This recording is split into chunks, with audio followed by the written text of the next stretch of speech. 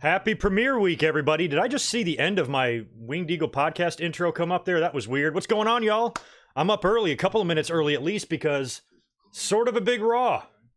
Might be a whole big week. What the fuck did I just see there? Anyway, sorry about that intro botch there. I have no idea what that was about. But anyway, we are here and ready to rock on Monday Night Raw. Huge loaded stack show with a ton of potential rumors. Saw a tweet earlier today from The Rock confirming his appearance this Friday on SmackDown, which I will be at live. That's exciting. What the fuck did I just see? All right, we're looking good. I can see myself over here. We look fine. All right, hello everyone. Wanted to get up here early, make sure we're up and running and streaming and talking before the show starts. I did see the set several hours ago, very early in the day today. Somebody, I think it might have been the WrestleVotes Twitter account, was the site that I saw the Raw set on first. It looks weird. I mean, it was kind of in development still, and it still had all the colored screens up there and stuff. But it looks like a giant half pipe or a slide or something. And I'm just ready for some wrestler to slide right down that thing. You know, maybe we can do that with the 24/7 title at some point. Kind of a crazy looking set, but I'm just happy it's different and new. We knew we were going to get a shitload of like LED lights and screens, so we knew none of that was really going to change. And depending on what SmackDown looks like on Friday, hopefully these two brands and these two sets will look very, very different. And yeah, tonight should be fun.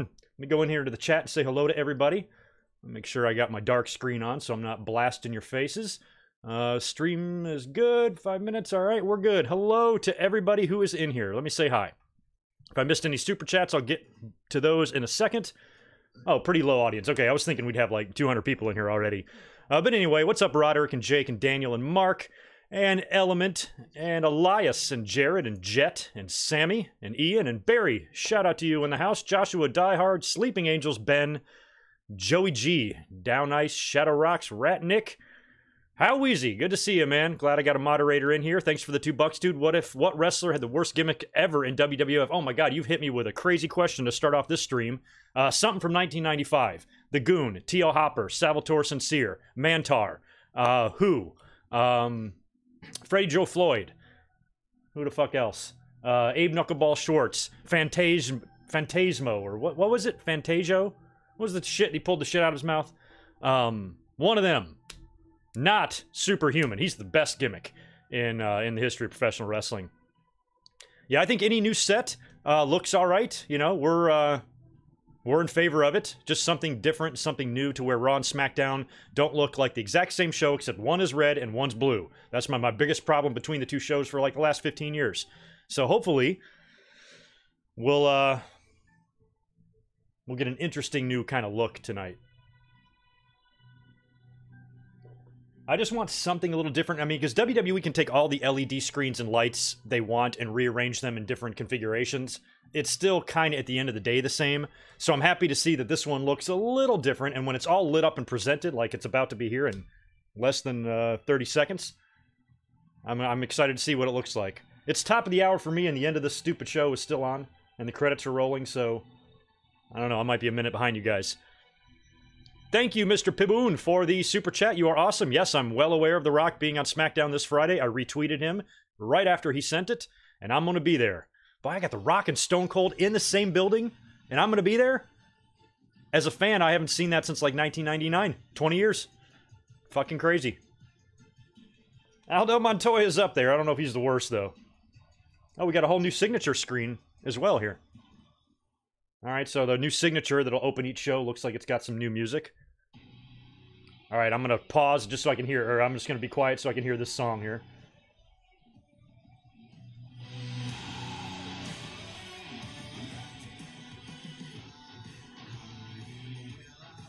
I have no idea who this band is. You guys are gonna have to let me know. It definitely ain't Nirvana.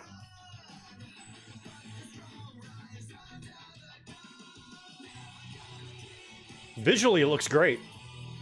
Oh, check out that hot chick drummer.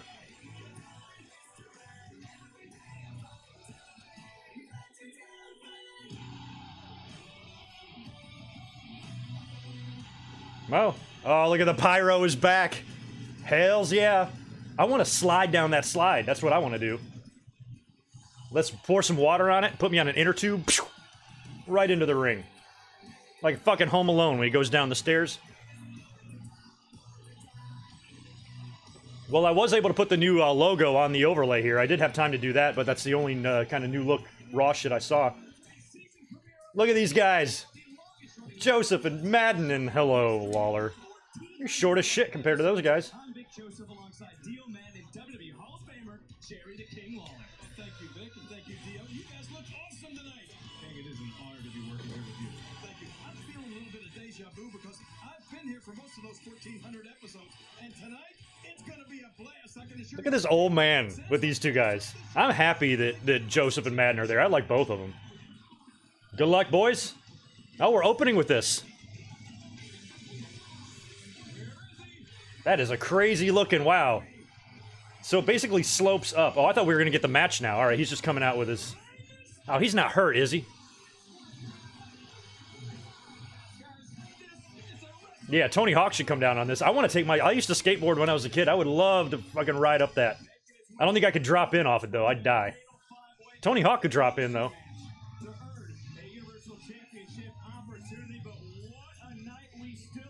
Well, I like it. Takes some getting used to, but...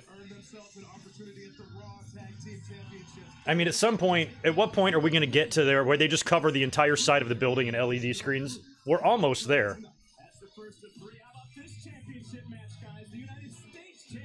Hey, I ain't freaking out over Lawler. Look, we got a new look on Raw. Technically, we have 3 new commentators. 2 out of 3 ain't bad, as the saying goes. And Lawler, I seriously doubt is going to be there permanently. And 3 years from now, he's not going to still be on Raw. This is probably something that's going to last months only. So I think we can survive. I'm no Lawler fan, but pick your battles, you know what I mean? I ain't fighting this one.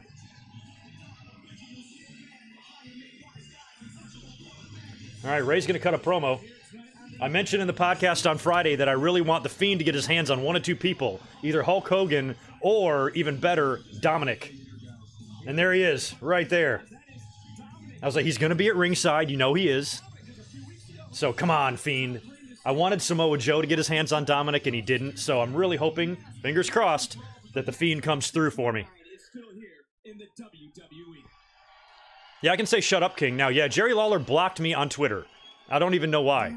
Never even said anything bad about him. He just blocked me. What a dick. The whole damn Raw commentary team, Cole, JBL, and Lawler all blocked me in like the same night. And I have no idea why. Fuck them. Yeah, Ray, we know.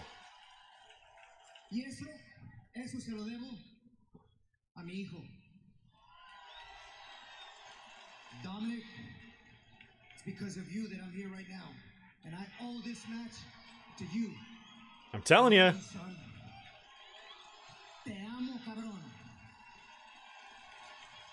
Tonight, Dominic is a big boy, though, is he not? Oh. Oh, shit.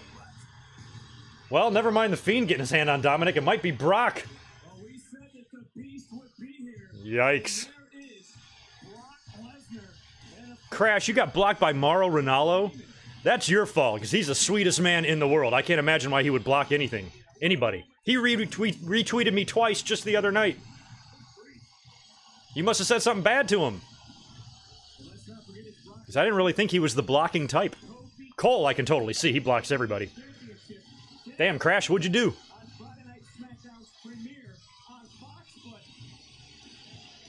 Alright, Brock, are you going to sabotage this title match? Or is he going to beat up Ray and replace him, win the Universal title, and then go to SmackDown and win the WWE title on Friday, and then he's got both belts? That's what's going to happen, isn't it?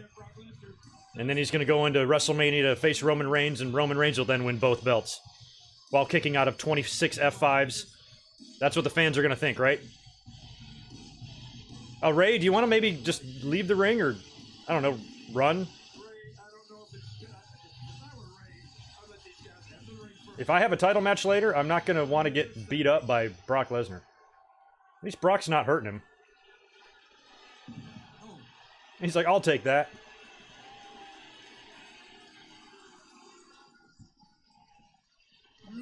Heyman. Oh yeah, there you go.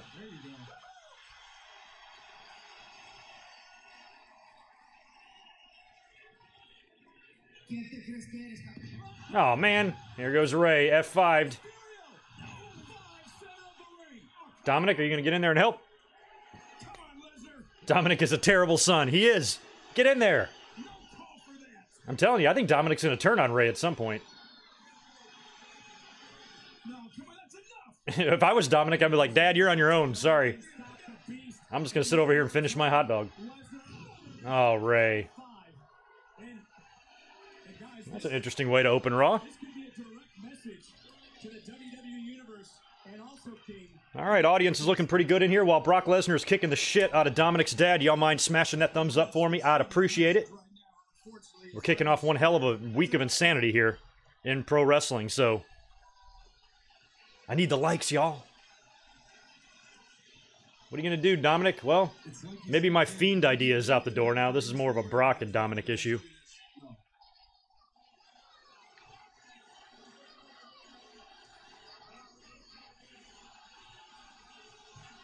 What is with Brock picking on kids? Remember when he killed Zach Gowen? Dominic's got both his legs. Thank goodness. This guy has some evil intentions. No, wait a minute. I haven't heard, I'm no fan of Lawler, but I have not heard one thing that would make me irritated with him quite yet. We are 8 minutes into the show. Let's give Lawler a break, at least for week 1. And then we can be all up his ass after that. He's watching his dad being pummeled. Dominic is just the best actor, isn't he? Oh, shit! Yes! Get him! Oh, Dominic with a sick bump. Holy crap. Jesus. Oh, wow.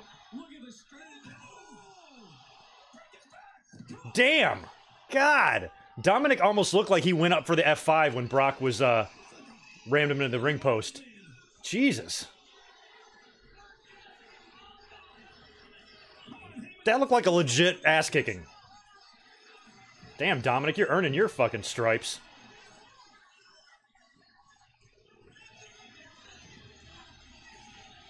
What does this mean for the title match later?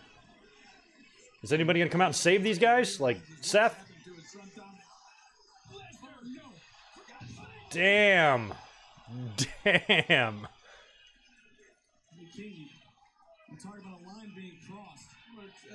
Look at Ray.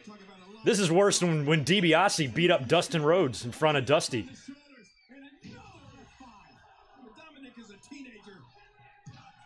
I thought Dominic was in his 20s.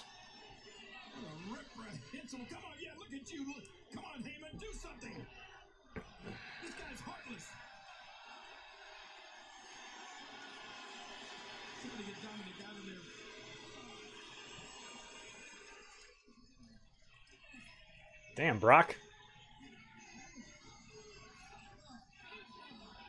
Hey, I like it. Certainly didn't see this coming, and what's the purpose of it?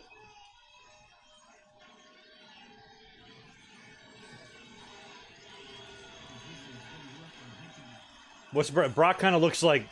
Is he going to go back for more, or is he legitimately feeling remorse for, I just killed 2 people? No, he's not remorseful. Yeah.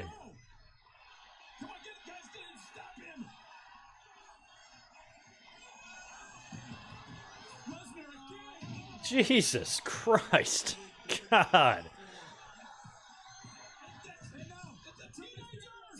It's a teenager.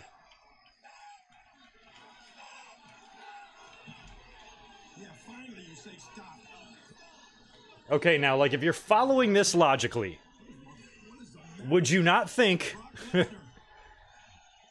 that Brock could lose his title shot on Friday for doing this?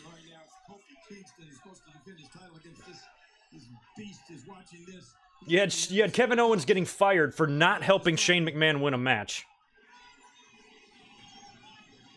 And this is totally fine? It's poppycock. Dominic versus Brock. Yeah, let's book it. WrestleMania.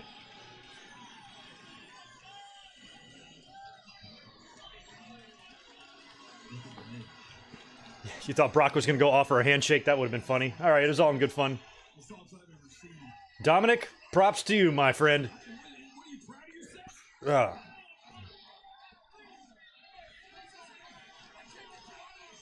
That's what's called breaking your bump cherry right there. Jesus.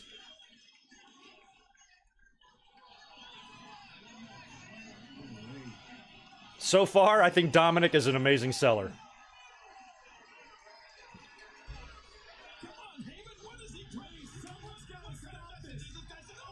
Now who's he going after? See, Brock this is setting up some sort of a... Like, why is Brock even going nuts? What's he mad about?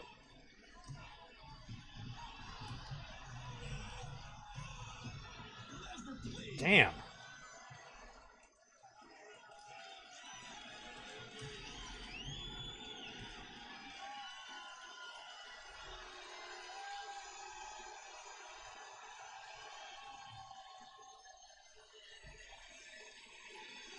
Finally, somebody got to Dominic. I've been waiting for this.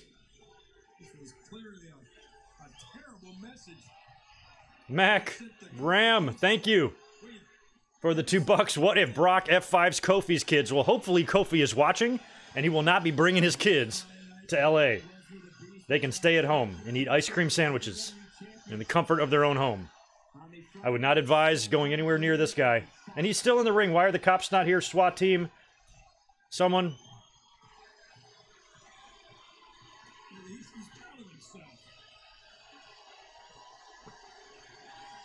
Yeah, Kofi, how are you going to pull this off on Friday unless Dominic shows up and helps Kofi win? The beast was unleashed. But I don't think he'll be out of the hospital by then. The hell out of here. Thank you, Joshua, for the $2 to Dominic eat Brock's steak. I think he might have. What other explanation could we have for this? Excellent ending. Lisa, what's up, girl? Thanks for the $5. I appreciate it. Thumbs up reminder. Yes, listen to her. I wouldn't mess with somebody like that. Thumbs up to that opening, too. Out of nowhere. We didn't expect it. I thought Ray was coming out for his match. He came out in street clothes just to cut a sappy-ass promo about Dominic being there. I had pitched on the podcast on Friday that I wanted The Fiend to show up and get his hands on Dominic. Instead, Brock comes out, beats the shit out of Ray, grabs Dominic on the outside of the ring, and absolutely just messes him up good. Dominic sells his ass off, made it look very real. Took a lot of good bumps. Looked good. The whole segment looked good, and you have no idea what the point of it is because Brock went on to attack officials and everybody like that. Are they setting up some sort of an angle to write him off of the title match on Friday? Like, why is this okay with WWE management that this guy's allowed to go out there and murder a father and son and WWE officials? Yet Kevin Owens calls a match down the middle when he's the guest referee and he's fired. Don't make no sense. Can I turn this fucking TV down? There we go. There we go. Now I can hear myself talk. Anyway, what an opening. Whew, I'm out of breath already. Well, Raw's off to a good start, and it seems like WWE ain't playing games. That's for sure. They had commercials all over Fox yesterday during the football games. They had commercials on NBC for Raw during Sunday Night Football last night. They kick off their head-to-head battle with AEW in 2 days. Man.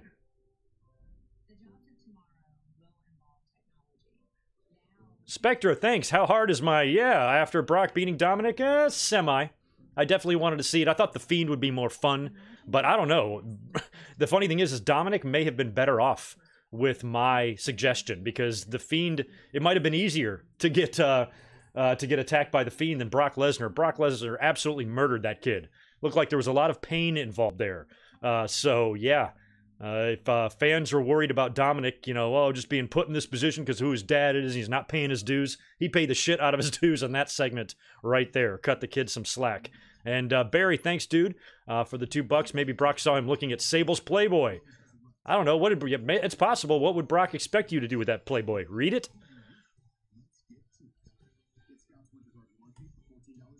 He should F5 his wife for posing in it, if it bothers him so much. But I don't know. Dominic either looked at Sable wrong, ate Brock's steak, or I don't know what he did.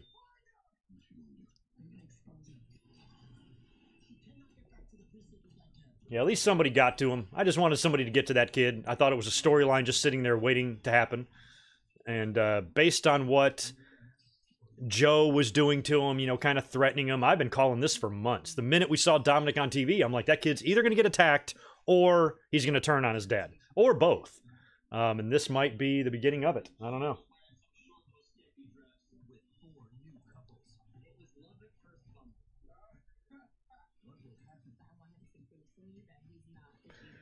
C-Mac, thanks for the $2. Did I hear of any surprises for tonight? Not really. That was a pretty big surprise that we got right here. Lots of CM Punk talk, but I don't know where that came from because the only news we had heard about him is him doing some screen testings for that Fox show with Renee Young and shit. But it is looking more and more based on what he said at StarCast and, what he's been saying that if he is going to come back to wrestling, it's probably going to be here and not in AEW, which is kind of surprising. But if WWE wanted to really kick off this premiere week in a big way, with one of the biggest Raws and SmackDowns in history in the same week, having CM Punk show up here would be a good way to do it and might be worth the money to throw at him to get him to do it. But I kind of think it's fun that we never are done with CM Punk rumors. Even when we should be done, we're still not done. So based on the last 5 years, I'm not expecting CM Punk to come back tonight, but if he did, oh shit.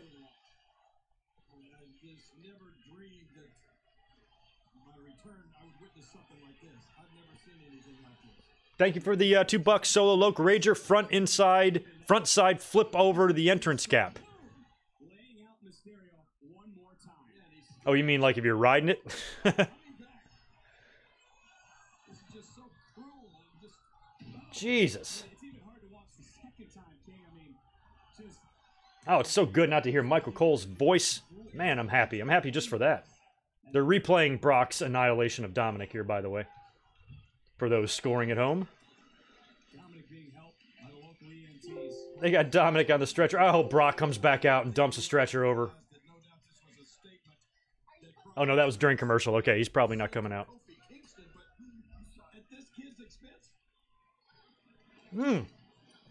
I didn't notice Ray's jacket. He's got Halloween Havoc on the back of that? Oh, God. I'm sorry. That is a cool jacket. That's Ray's Halloween Havoc 97 outfit, where he was kind of like the Spider-Man looking deal. Hey, Spectre, you might be right, dude. Thanks for the super chat. I hope all of Raw is Brock interrupting everyone. Maybe it is. Oh, wow. We might be getting Sasha and Alexa right now, unless Brock comes out here and kicks their asses, too. Tell you what, this match is interesting, because these two ladies aren't friends. Was it last week or the week after they had the tag match and Sasha kicked Alexa on the apron real hard and fans got all pissed? And the funny thing is as crazy Sasha fans are, which we've seen that, I've talked about that in the last couple of weeks, I'm pretty sure Alexa has got some crazy ones too. So this should be fun. I hope they all kill each other on Twitter. Yeah, right, Austin, you're saying the same thing. I never really thought about Alexa until, like, just now when I said that. I'm like, here comes Sasha and all her crazy-ass fans. I'm like, wait a minute. Pretty sure the other one's got a few nutballs in her camp as well. Good, a nice black hole of unstable crazy. Nothing better than that.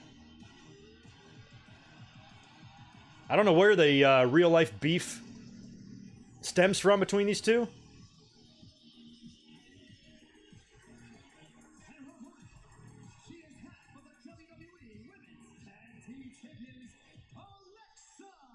Probably going to have to give the nod to Sasha for better in the ring, but...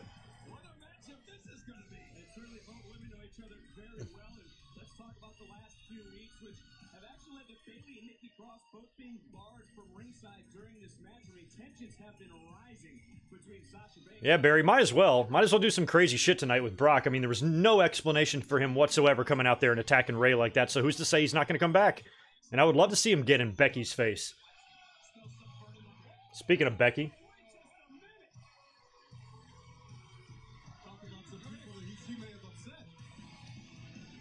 Hey, Becky, I like the jacket. I like the blazer you're wearing. Pyro, guys. Is that pyro? Or is that just steam? Looks like a little bit of pyro.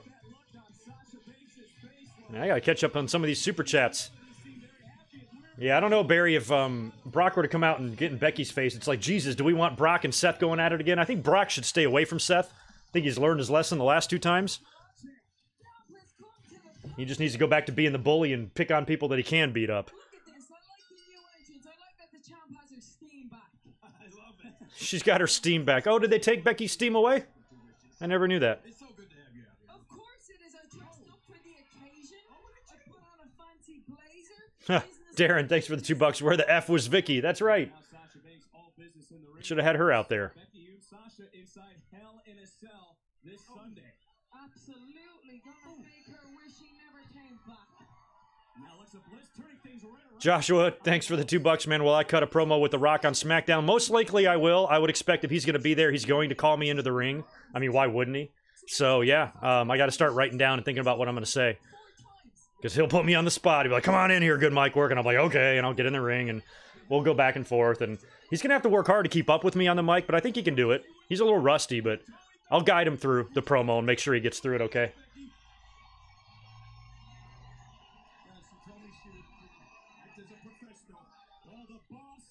Now we're going to get a commercial, you can tell.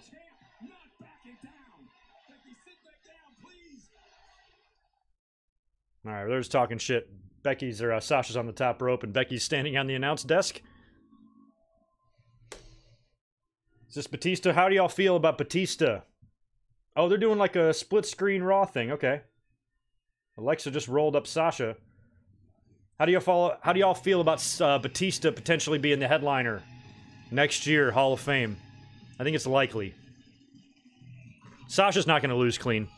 I don't even think they're going to do a finish here. I think Sasha, well, actually, they probably will. Sasha's been on a roll. She's been beating everybody, and she should going into her title match with Becky. But given, like, the heat between these two, they might just do a non-finish to keep everybody, all the egos in check kind of thing. Becky's out there. You can do some sort of DQ count-out brawl.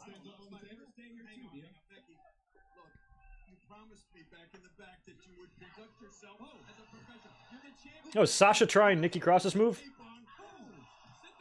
Hmm.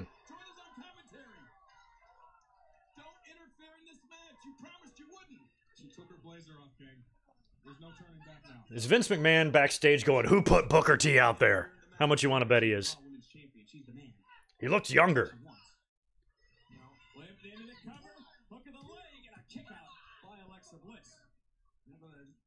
I didn't hear the sirens. Is there sirens happening?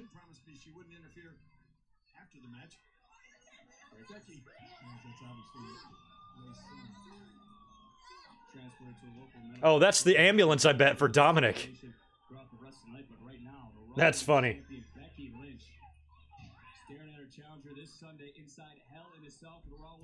John Cena returning. I think he should make an appearance somewhere, either tonight or Friday. I think he should. I don't know what the hell he's doing. They haven't even mentioned him. Maybe they're saving him for draft night or something.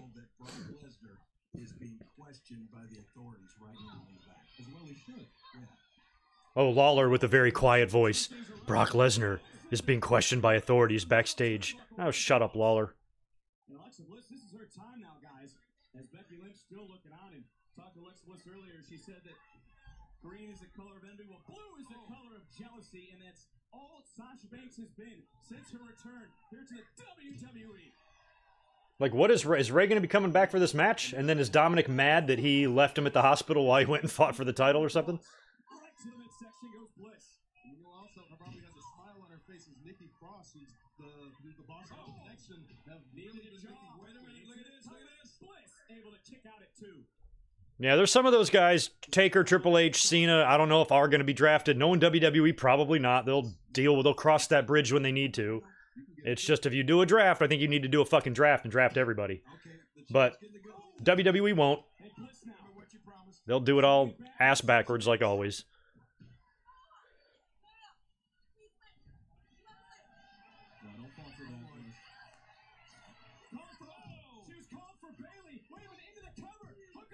Ah, smart. Look at Sasha pulling off the Eddie Guerrero.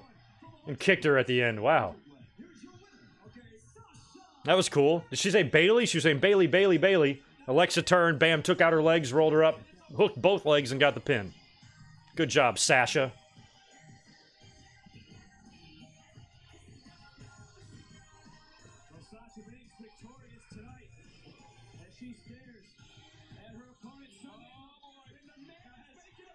Oh, I've got Raw on the TV over here, too. I meant to put the game on. Let me get that to where it needs to be. All right, brawl, Sasha and Becky.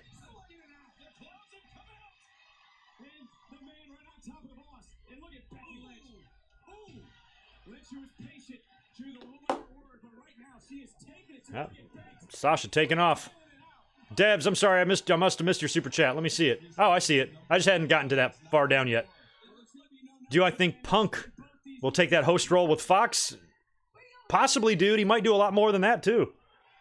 But thank you for that $2. That's the thought. That's the feeling right now, is that apparently he was the one that expressed interest first, so sounds like if they offer it, he'll take it.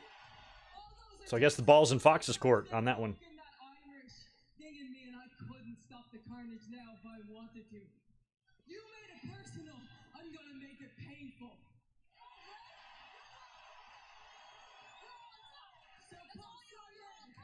You're all talk, she says.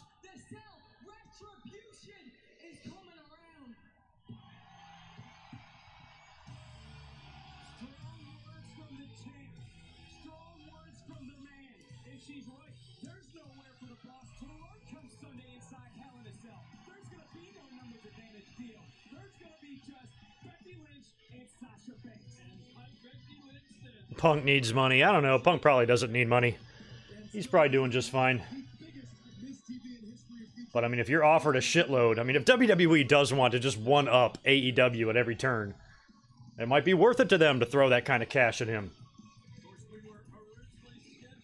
If I was Punk, I'd be like, look, assholes, if you want me, my price tag is going to be so ridiculously, stupidly high. If I'm going to come back and work for this circus, I'm going to want to be paid to where I don't care I don't care what they do to me. If I was Punk, that's what I'd demand. I just demand stupid money. Oh shit, my computer wants to restart. I don't think so. You can do that update later.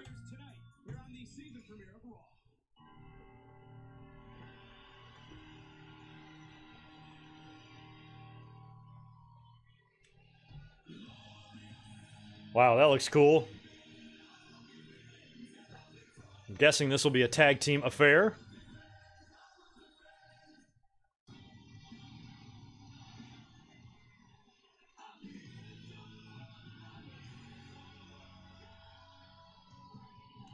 Oh yeah, no, I don't think Punk ain't greedy. I mean, there might be. I don't think Punk is greedy either, but I think Punk would like to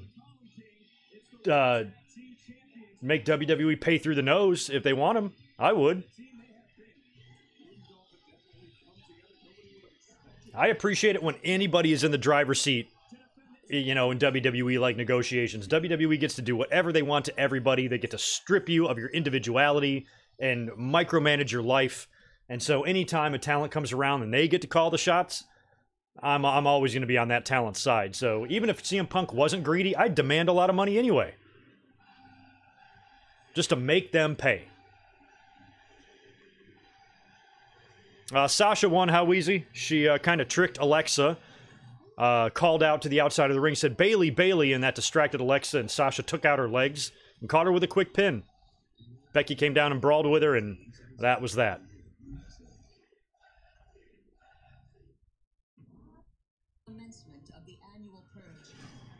Yeah, new Firefly Funhouse tonight. Maybe I can still get it right. Maybe the Fiend will show up at the hospital and attack Dominic. I don't know what I have against that poor kid.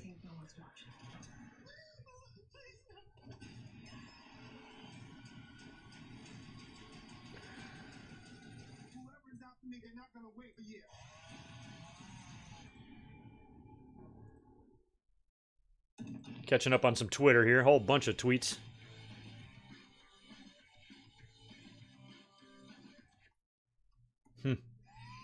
Yeah, I tweeted that Dominic sure can sell his ass off. That's for sure. This isn't the story I expected to be telling. 3 years ago, when Batman mysteriously disappeared, he divided Gotham. Crows represent order, security. The Crows are not the hero of this story, Gotham. I want to take power. I have no idea, Dustin, what to call this current era that we're in. The $1 billion era. Something like that, you know? New series. Check your local listings for show times. Only on CW. Yeah, and the Saudi Arabia, too. WWE's just pulling in so much money from everywhere. This company that's desperate, scared, and afraid of AEW, and that apparently will be out of business in 6 months, is pulling in billions and billions of dollars. Absolutely crazy. That you got into college. Fake Razor passed away? Rick Titan? Eventually. Is that for real? That you went someplace worth going. Rick Titan. Or maybe you have a pin. Or Rick Bogner, I'm sorry. But if Ah. it has to mean something. So we make sure Oh, that sucks. we've done everything to make your shopping, test driving, and I'll just tweet him a quick RIP.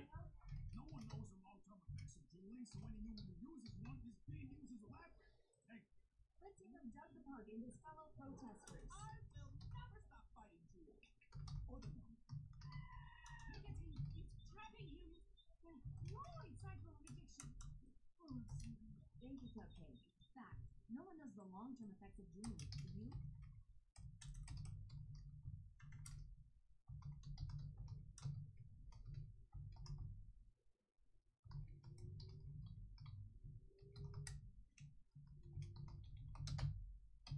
What's going on with my TV? You working?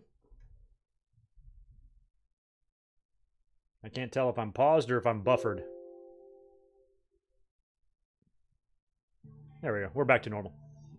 Well, that's a shame about Rick Bogner, man. Bummer. yes, we do have the new Addams Family menu. And for a limited time, kids eat free. Yeah, he wasn't very old. 49? What's his birthday? Yeah, 1970. Oh my God, yeah, he was young. I wonder what the deal with him was. You gonna want it. Say cheese. The new stuffed cheese and pizza. That's crazy, man. Pizza Hut. Now part of the five. He was a good worker, you know? Like, I mean, in WWE, he had that short run as Fake Razor, but, you know, you strip that gimmick off of him, he is not bad in the ring. I thought he was a better Razor than Glenn Jacobs was Diesel. I thought he matched and could pull off that gimmick better than Glenn. Rock is going to be at Staples on Friday. Fuck yeah. What a night that is going to be.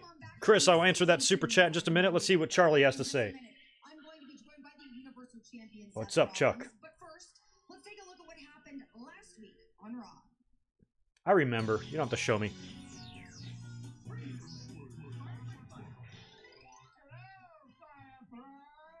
But we get a previously now? Previously on Firefly Funhouse?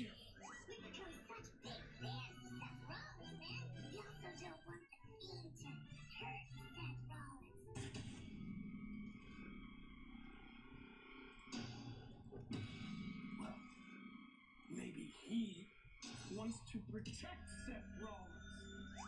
He doesn't like to share. Ladies and gentlemen, it is Seth Rollins versus the monster of all men, Braun Strowman. All right, so we're just recapping all of the Fiend's adventures last week. While they're going through this, let me answer that super chat from Chris up here. Thanks, brother. Could Punk possibly be working both sides to get WWE and AEW in a bidding war for him to come in? I think he would have already been doing that. The time for Punk to show up in AEW would have been an All Out. You know, like right there in Chicago. Great way to say, you know, boom, I'm here. Or showing up on Wednesday. So I guess if he doesn't show up by Wednesday, then I don't know. But WWE, you know, they have been taking steps to combat the growth of AEW. Not out of fear or anything like that, but out of competition. And they probably know what everybody else knows. Bringing CM Punk into AEW would be huge for them. And I was pitching him showing up at All Out for months. I'm like, that's where he needs to show up. Let AEW pay him. It's a win-win for everybody. Sets the wrestling world on fire, gets to give a big FU to WWE. Another big acquisition by AEW that they got over WWE, first with Omega, now with Punk. You know, it would be big and huge for that company. So WWE might say, you know what, it's worth any amount of money to lure him to come back here, just so he doesn't explode the internet on the other side. Let him explode the internet with us. Charlie, I don't mean to be rude, but I got to cut you off here. I know you're going to ask about Hell in a Cell, and we'll get to that. But right now, all I can think about is what Brock Lesnar just did to Ray and Dominic. My surprise? No, it's Brock Lesnar. Yeah, what are you going to do about your match now? But I'm disappointed and I'm disgusted because that's a line you just don't cross. Look, as for Hell in a Cell, I got to be honest with you, I don't know. I don't know how to game plan. Yeah, he died 10 days ago. So yeah, that's the thing. It's weird about that. I had no idea. I will tell you this. I had no idea. It means too much to me. I've worked too long and too hard to go quietly. So at Hell in a Cell, I'm going to survive, I'm going to prevail, and I'm going to walk out Universal Champion. But tonight is the season premiere of Monday Night Raw. We are live in Phoenix. Look, Rey Mysterio, he is in no condition to compete tonight. But when Rey gets healthy, he's got a Universal Championship opportunity waiting for him. That is a promise from me. Well, you need to be champion first, Seth. And that is to the WWE Universe. I promise Hey, John Morrison. Universal title match tonight. And that is exactly what they're going to get. And I don't know who it's going to be, but this is an opportunity for somebody to step up. All right, so Seth's still going to defend the title. Less than a week. I'm going to burn it down. Morrison would be a good option. Would be fun. Bring Morrison back in and lose his first match. But he might be a good option just for a surprise or something. Or even better, you know who.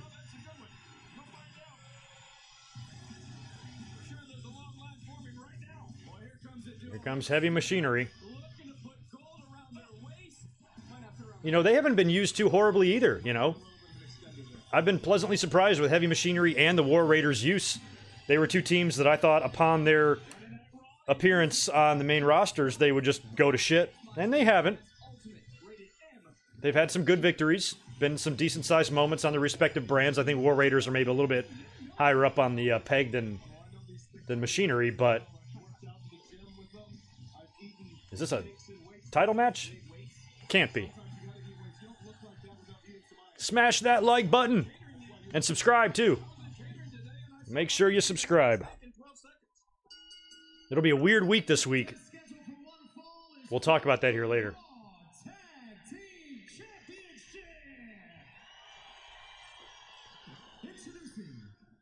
Oh, this is a tag team title match. Man, I have a feeling they might switch the belts here. I'm looking for something. Pardon me. Otis.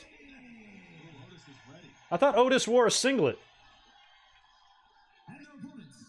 Or maybe it's hanging down. He hasn't put it on yet. He's about to bust out of them little trunks.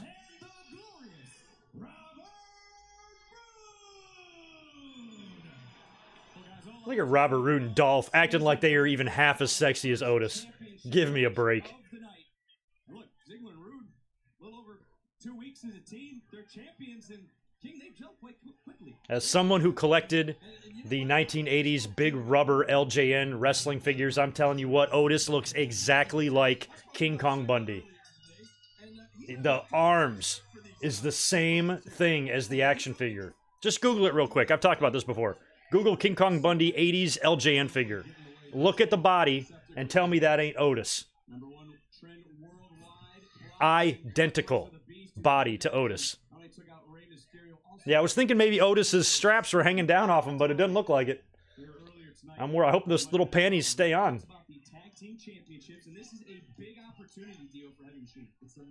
Okay, all Raw titles are up for grabs except the Women's Championship. I read the Raw review like 3 times today and somehow didn't notice that. Yeah, we got the U.S. title up for grabs later with Cedric and AJ, and then Seth defending against now, apparently, a mystery partner, or a mystery opponent, excuse me. Drew was nursing an injury, and I think he even had some minor surgery. I think he's due back soon, but maybe not yet. Not sure, I can't remember the deal on Drew. Anytime a 300-pounder throws a dropkick. Tucker looks like Adam Bomb, who needs to be in the gym more.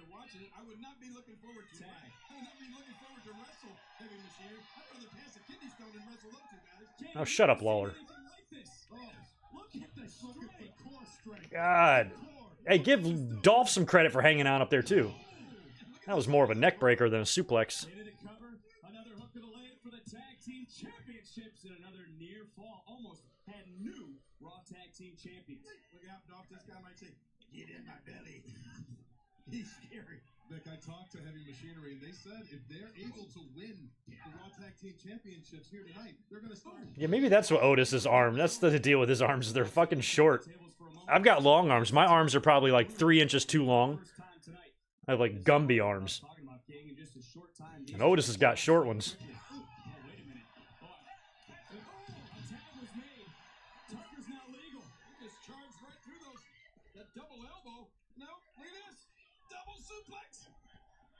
Do they knock them together? Is that what they do? No.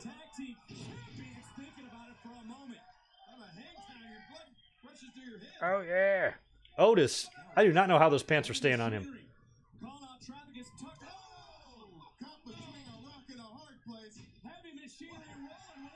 Oh, we're going to go to a commercial, aren't we? I don't know. I can't see it being Braun again tonight. That's not what they're going to want to do on the season premiere, you know? Unless that match is just a distraction from some sort of big surprise. Otherwise, no, we just saw that. But there wasn't a finish, you know, so maybe they could do it again. I hope not, though. All right, cool. I got time to get another beverage. Figured I might as well have a couple tonight since this Raw is a little bit wacky. Be right back. October 11th, rated PG-13. Imagine you love frosting and filling. I do love frosting and filling. Well, imagine if there was a way to enjoy that delicious goodness anywhere, anytime, with nothing but a thin layer of filling between you and... All right. Yes, Curtis. This is a commercial about pasta. I like pesto. All right, commercial break, and so far this Raw is pretty insane. I'll be back on camera in just a second here, boys and girls. Never fear. If you're bored while you don't see me, you could always, like, I don't know, like smash the like button or something if you wanted. Might give you something to do until I come back. The story of a pair of lungs that smoked as a teen and never grew to normal size. Hey, I don't want to see this commercial. Want to snowboard with us? Sounds great. Count me in. I'm ready. Yeah. He's a very stocky man, that he is. My little lungs can't get enough air. I can get used to this no Michael Cole thing. Stunt your lungs. Keep For them sure. full forever. Oh, poor little lungs. In a great big world. At Domino's, a delivery gone wrong doesn't just hurt your pizza night. It hurts our pride. We're gonna be expediting this. Like Domino's cares if they fuck up a pizza. Give me a break. With Domino's new delivery insurance, if your delivery isn't what you expected, make a claim, and we'll make it right. I noticed you had an issue with your last To delivery. make up for it, I brought you a medium pizza. Get 2 medium, 2 topping pizzas delivered for $5.99 each. And put our delivery insurance to the test. Nick Morales, I did the thing. I got a fresh Stella. I haven't been drinking much on streams just because I don't want to. I usually stay up and do other shit. And I do have some stuff I'm working on tonight. Brand new pay-per-view review I'm going to do this month. I'm going to review Halloween Havoc 1998. I threw up a Twitter poll. I'm like, I got to do one Halloween Havoc. I might even do 2. But I started working on that a little bit last night. Started watching the show, making notes, and yikes. It's going to be a fun show to do, though. And I'm trying to ramp up the classic pay-per-view reviews on my channel and try to do those a little bit more frequently since I kind of got away from them for a little bit and have been concentrating more on This Day in Histories. But I want to do more like extensive reviews and save the This Day in Histories for, you know, shorter, quicker videos kind of thing. So I'm going to do some Survivor Series reviews as well. And I already have one that I want to do for December. So I'm going to try to get 1, hopefully 2 up per month. If I can, but 1 at the very least. The whole point of me moving my podcast to a live format is so I can have more time to do that, so I better start doing it, you know? So that's what I'm working on now. It's going great. Catherine in the house, happy Monday. Have you been watching this stuff, girl? It's off to a nutty, wacky-ass start so far. Glad you're here, though. Raw Tag Team Championships on the line here on the season premiere of Monday Night Raw. And the challengers right now, Heavy Machinery, in control of the audience. The strength of these guys. Hey guys, And right now, Ooh. You know, I do have to admit something else too. Like up until now, I've not been able to imagine or fathom any other scenario other than the Fiend winning the title on Sunday. But some of y'all have got me a little bit convinced that maybe there's a way they can get out of this by keeping the belt on Seth. But, you know, I've been maintaining all along that if you're not putting the belt on The Fiend, then just don't put him in the match. Just have him continue to terrorize opponents and win matches on pay-per-view. You know, to me, I don't feel like you would put a character like this in a match like this if you didn't plan for him to win. So that's why I'm kind of just still have my heart set on him winning, but I'm like, well, shit, maybe he won't. And maybe tonight can be a big setup for whatever happens on Sunday. Seth now has to defend the title 6 days before he goes into the match of his life, most likely, with The Fiend. And he doesn't even know who his opponent's going to be. So it could be anybody. Anything could happen. Seth could even drop the belt tonight. Technically. In theory, so we'll see. And yeah, C-Mac, you might be right. Fiend will probably attack whoever Seth faces. That's true, because he wants to preserve his title match, so that's possible as well. But I'm almost thinking they go something a little bit more fun than that. Thanks, Barry, for the $2. Yes, early updates on the Patreon have started. I mean, the updates are not going to be much. I've updated the tiers a little bit. I rewrote a little bit of the bio. I changed my picture, things like that. But the other things I'm trying to figure out how to do is like how to give you guys like exclusive content. So for certain things like This Day in Histories or pay-per-view reviews, if I'm able to get those done ahead of time, I will release those on Patreon to you guys first. I'll try to give you guys as much upfront audio as I can. Give you guys first dibs on Q&As, pay-per-view review requests, things like that. But aside from that, that's all I've really gotten going on the channel, or on the page. So you can check it out and see what I've kind of rewritten there. And one thing I'm also doing is, since I don't have many supporters on that, because I kind of ignore the page, no matter what you contribute, even if it's $1, I'm going to give everybody on Patreon access to patrons only stuff. So you don't have to worry about like pledging $5 to get access to it. Anybody who supports is going to have access to everything I do on there. And then eventually, the big thing I've kind of got in the back of my mind, if I can reach a certain monetary goal on Patreon, if I can get to a certain goal, I will make all of my videos on YouTube available ad-free for everybody. Because I don't make a ton of money off ad revenue anyway, so it wouldn't be that much of a sacrifice, and it would be a lot easier for the listeners not to have to sit through a fucking ad, those of you who do not have YouTube Red. So, I haven't seen a YouTube ad since YouTube Premium started however many years ago, but I know that a lot of people deal with it, and it's probably annoying, so if I can pick up some steam on the page, I'll take the ads off my videos and present them ad-free. But we got a ways to go before we get to that. But that's the only update I have for you right now, Barry. As Otis is gyrating. Antoine, thanks for the super chat, dude. I'll answer that in 1 second. I feel like we're about to get a finish here in this tag match. God, what is he doing? I don't know what I'm more scared of. Brock Lesnar attacking Dominic or Otis shaking his midsection.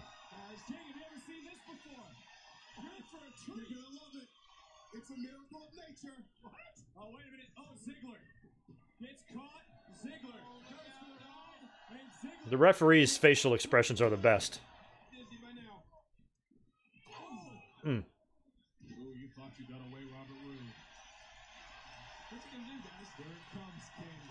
How can Otis see? He looks like both of his eyes are closed. Oh, the worm. Or wait, what is it, the worm or the caterpillar? Double caterpillar.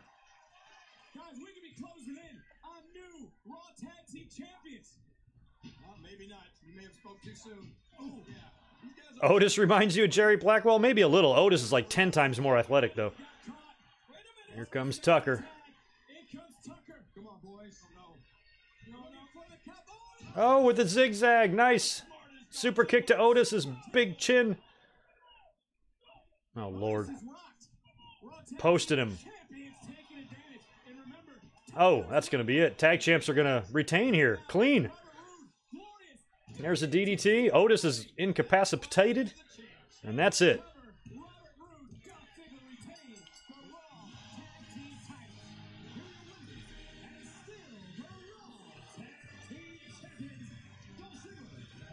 Well, this is a new team. You know, why are you going to take the belts off of them already?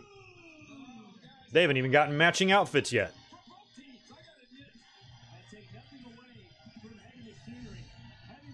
Are the heavy machinery working the Attitude Era? I think so. Especially Otis.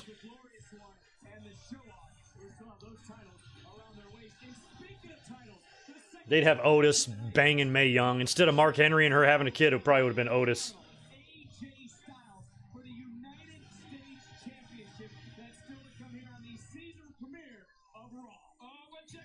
Oh, look at Hogan. All right, come on, you guys. Is Flair got blade marks on his head? I'm assuming that the man trademark bullshit has probably been resolved internally behind the scenes. I don't know why they'd be parading Ric Flair out there with all that heat. So I'm assuming whatever's going on there is done. I haven't read any reports on that, but I'd be willing to bet that they've patched up that situation. Otherwise, there's no way he'd be out there. Will Jimmy Hart ever get old? I don't know. All he eats is like, what is it, beans and potatoes or something? What does he eat on Legends House? God, I've always thought Jimmy Hart was so fucking weird. He's literally the weirdest little dude I've ever seen. Wild honey mustard puts regular honey mustard to shame. You're gonna want to dip everything in this kicked up sauce. Cedric Alexander has to win tonight, says Marcus. I'm kind of in agreement with Marcus. I want him to. Has to maybe might be a tiny bit of a stretch, but not even, because if they weren't going to have him win tonight, then what he did with AJ the last couple of weeks should have been it. AJ beat him at the pay-per-view, beat him the next night on Raw in that tag match. So why do it again if you're not going to have Cedric lose? Just have AJ beat him a third time? So yeah, let's put the belt on Cedric tonight. I'm all in favor of that. I'm going to be rooting for him hard.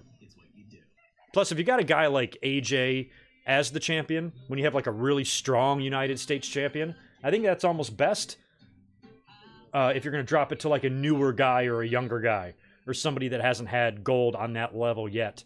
You know, beating a more credible, you know, Hall of Fame, really, opponent in AJ would be much better than if it was just some random person holding the U.S. title.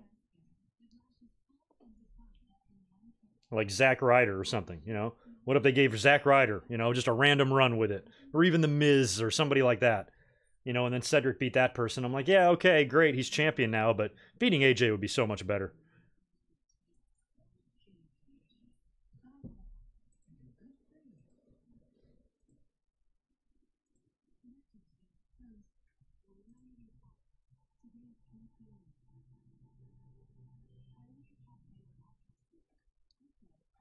Oh yeah, Antoine, I had to go back to that one. I saw it. No, I didn't. Oh, your daughter came into your room. Good. Well, I'm glad I was waiting because now you're back. I was waiting for you, dude. I did that on purpose, but thank you for your $5 donation as well. You are awesome. So what if Brock doesn't know he was attacking Ray and Dom and the Fiend was mind controlling him? Dude, that might not even be far off. Did you see the way Brock was kind of like looking around like he didn't know and then he went back? That would be hysterical. I'd be into that. That's an excellent idea. I like it. That would be funny. I mean, especially if we saw something in the Funhouse later where Bray kind of alludes that he, you know, because don't forget, he's got puppets, you know, so what if Brock is his real life puppet? Be interesting. Try to tie that into anything 1119 related. I don't know. And thanks for the other $2, dude, to inform me that your daughter came into your room and you missed my answer, but I didn't answer it, so everybody wins. I appreciate your support, dude. I like the idea. Why not? If they wanted to get really crazy and do some voodoo shit. The funny thing is, it's no dumber than anything else they've ever done. Must we revisit every silly-ass thing they did with The Undertaker and Kane and how bizarre and kooky that storyline got from time to time? Bray Wyatt mind-controlling Brock Lesnar is a pretty reasonable and plausible idea considering what they have done in the past. Are you the first one to come up with that? Does anybody mention that idea? Let me get my little tool out here. I'm just gonna snip your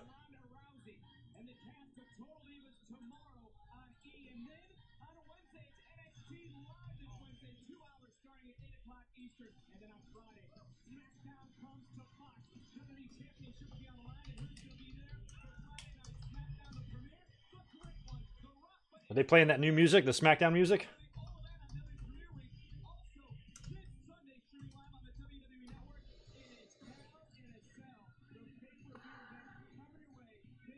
I hate having to look for an emoji. Where's the one that I want?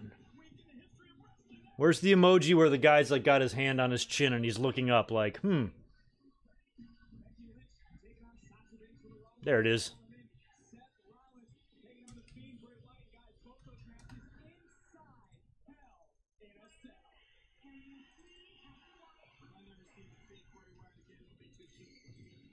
We'll see what the Twitter world thinks of your idea there, Antoine.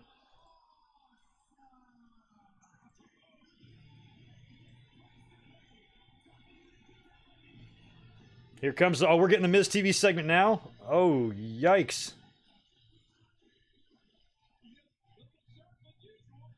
Wow, Miz has got his fireworks back. I don't know why my screenshot of that came out so blurry, Antoine, but anyway.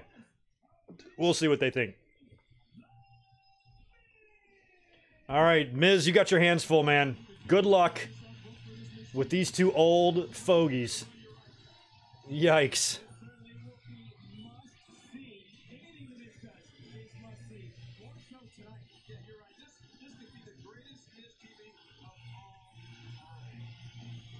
Catherine, I don't know if Flair's getting another divorce or not. I hope not.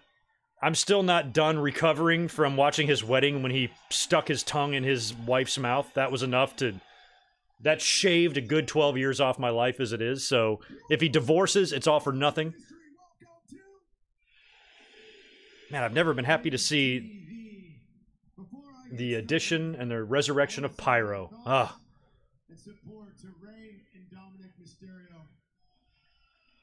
Thank you, Miz. That was nice of you. As a father of two, one of my daughters actually being born last week. Oh, can Brock get his hands on the Miz's kids, please? There is no telling what I would do to someone if they ever put their hands on my child. Ray, Dominic, I hope you're okay. And with that being said, let's get this thing started, shall we? Oh yeah, who's coming out first? And I hope whoever it is doesn't fall on the way out there.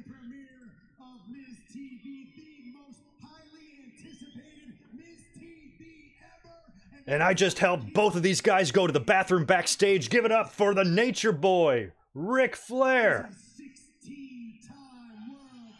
Yeah, I knew Flair would be coming out first.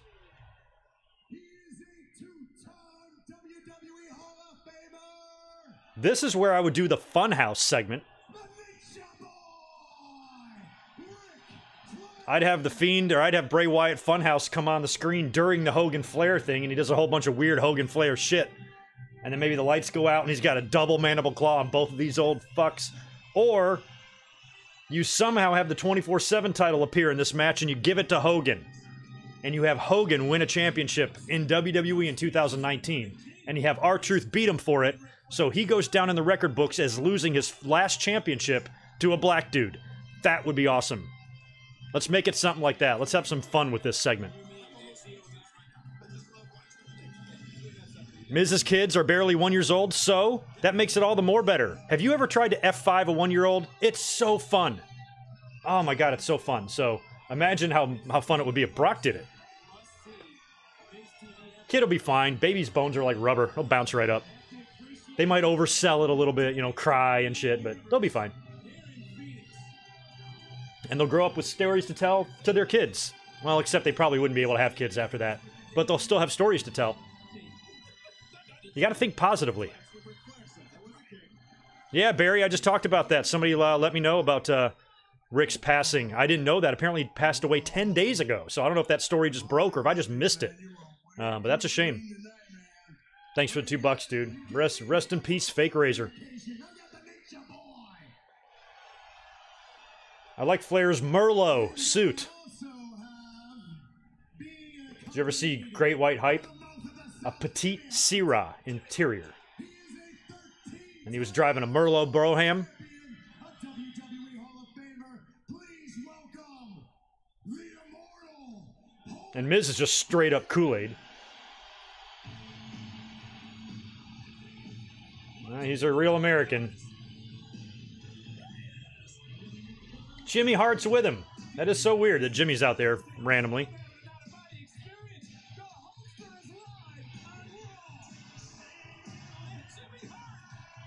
Jimmy Hart. God.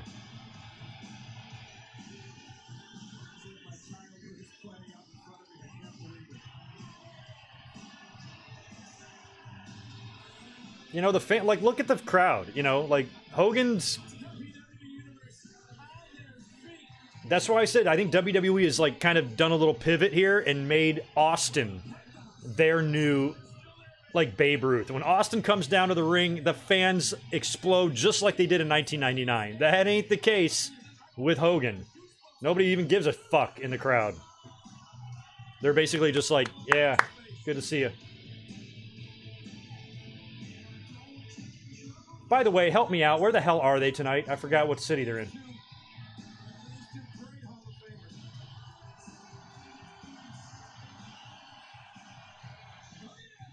Oh, Rick Derringer was the man.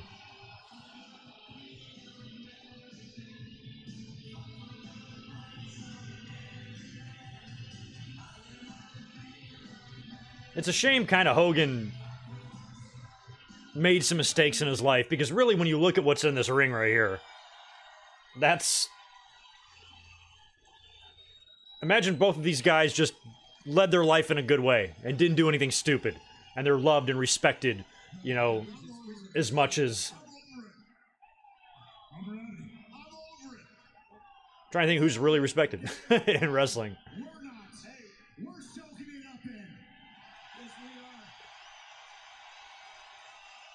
I mean, you got Austin... I'm sorry, you got Hogan Flair tonight, and you get Austin Rock on Friday. That's crazy. Yeah, 3 legends. Yeah, I think you mean Jimmy Hart, Miz. I was talking about me, Jimmy. Oh, please. I am just kidding. This is an absolute honor sharing the ring with both of you. Miz. I love you. I love you. Well, I gotta tell you, I've had to listen to that damn music for 30 years. I'm tired of it forever. Yeah, I got. You haven't had to listen to it that long, Ric Flair. He didn't even have that music in WCW. Just calm down. For a lot longer, am I right? What's that? We've had to listen to the Woos a lot longer, am I right? And we all kind of like it. Don't change the subject. Don't change the subject. Rick, you're a legend. Hulkster, you're a legend. Jimmy, you're a legend. As much as I can talk about... Is Ric Flair drunk or just old? I think he's drolled. It's not about me. It's about the season premiere of Raw, and I can't think of better guests than 2 all-time greats. Thank you. I'll take that. Oh, what's it like, once again, looking across the ring and seeing the Nature Boy? Well, let me tell you something, brother. Yeah. It's great to be back here on Monday Night Raw. It's great to be here in Phoenix, Arizona. Oh, Phoenix. Oh, shit. They're right down the road from me? I could have made that drive. Greatness isn't the right word, but it's great to be in the ring with the greatest of all time. A friend of mine, the Nature Boy. Woo! Are you guys going to do anything important or just flap your gums? Casey Fellows, what's up? Say hi to your brother Brian. I'm Brian Fellows. I love him. Good to see you in here. I think Flair might be drunk. Well, here's the deal. Since you brought it up, you may be recognized as the greatest draw in the history of this company. You and Austin Taker. But as far as being in this damn ring, nobody touches me, brother. You got that? Let's get Bret Hart out there. You got a problem with that? Easy, Rick. You got a problem with it? So I'm going to take second fiddle to a lot of things. Everything you've done for me, I give it. But in this squared circle, I ain't got equal, and that includes you tonight. We're not doing Hogan and Flair tonight, are we? Yeah, sorry. Look at Miz getting out of the way. You know, brother, it sounds to me like you just want to take one more run at the 24-inch. Andrew, what's going on? What are they gonna do? We're not doing Hulk Hogan and Ric Flair. Please, God. There's no the. Bring that ambulance back, please. I hope they didn't leave.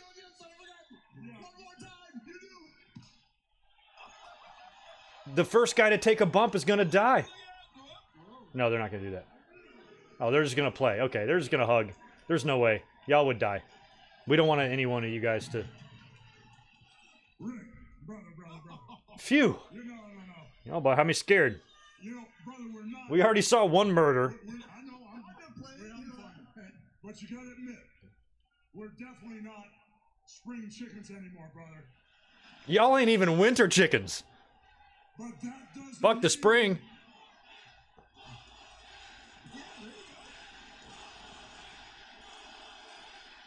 Y'all are the chicken that I killed and ate in 1992. It was delicious, by the way. I fried it. But that doesn't mean, brother, that we can't add one more page on our legacy, brother. They did a Raw match together. I think it was in like 2002. They worked on Raw, I want, for once in my life, which I remember thinking was crazy. check with as many zeros as yours. So where you're going, I'm going. Woo! Yeah, Flair, I know. We know you want money. Actually be able to get that this time, Rick, because I have a huge announcement that you both know about. On October 31st at Crown Jewel, Oh. there will be a historic match featuring Team Hogan versus Team Flair. This whole thing was to set up Saudi Arabia. A 5-on-5 tag team match with you two standing in as the coaches and having 5 of WWE's best on each of your teams. Maybe Boo. best Good. I'm glad the crowd is team booing. Fuck this match. Like I give a shit. Well, I guess I only got one more question for you, Ric Flair. What you gonna do when Hulkamania and my team captain run wild on you, brother? Oh, you already got your team captain already? Rollins? The team captain. Did Hogan get first pick or something? Hey, I like it. Seth's got some, like, Kane-like fireworks on the sides. Seth Rollins. He's done. Well, who's going to be Team Flair captain then? Team Hogan and his collide. Seth Rollins play, guys. He's still trying to figure out if he's going to face tonight. He knows he's going to face the Fiend Bray Wyatt inside Hell in a Cell on Sunday. But we just found out the captain for Team Hogan. What a pick! Hey, look, I got a lot on my plate, Hulkster. Hell in a Cell this Sunday. I got a Universal title match tonight. But look, little 5-year-old Seth Rollins would be kicking me in my shins if I didn't accept this honor. I am proud to be the captain of Team Hogan. Oh, man. What you gonna do, brother, when Team Hogan mops the floor with Team Flair? And we burn it down! My turn! My turn! I want the best. Oh, I was about to say, Randy Orton's a good choice there. I was just trying to think. I'm like, who has the most history with Flair? And there you go. Duh. Unless Orton comes out there and RKO's Flair. No, well then again, he can't do that because then, you know, Flair would die. What are you gonna do with him? You know he's gonna whoop. So Randy Orton's the team captain for. Did somebody switch the decaf lid in catering That is what I'm gathering right now, King. with regular? What a missed TV this has turned out to be.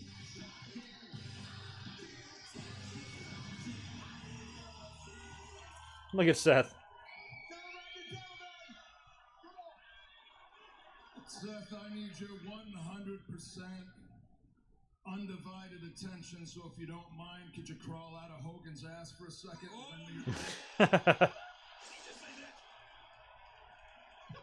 Miz is dying. That was funny. Captain of Team Hogan, right?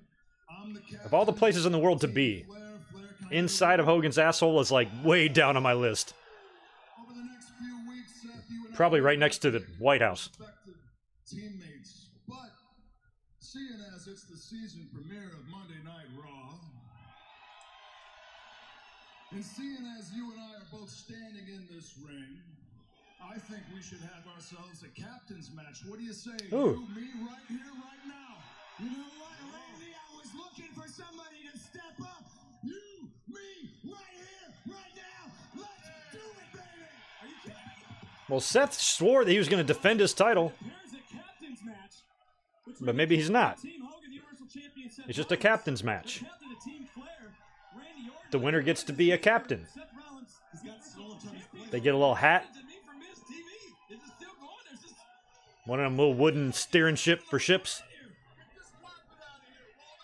Yeah, get this carpet out of here. Imagine before a big-time title match with a world champion, you have to say, get this carpet out of here. so we're ready now. This is gonna be so proud of himself right now. You guys have to get off the carpet for them to get out of there. Have you ever seen Roman? You guys stupid? They should roll Randy Orton up in it and then just stuff it behind one of the Nobody was ready for this. equipment crates. Well, we said anything can happen tonight on the season. He'll just be back there squirming like, come on, let me out. Why don't they do fun stuff like that? Oh, good. Oh, yeah, this match did need a little bit of a sprinkle of douchebag. And I know just the guy. I like the big chain on the cape. Oh my god, Seth got taken out. By Randy Orton.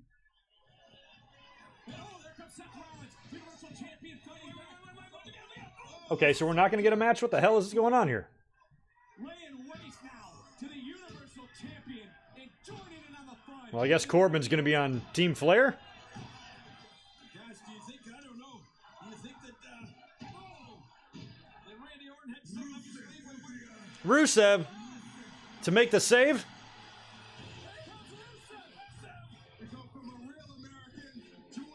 That's the classic spot where I think doing the theme music pisses me off. Just have Rusev run out there, man. You don't need to play his fucking song. So I'm guessing we got Team Hogan, Rusev, and Seth so far against Corbin and Orton, and I'm also guessing this might turn into a tag or even a six-man if we get more run-ins. Well, Orton got taken out with the Machka kick and a super kick.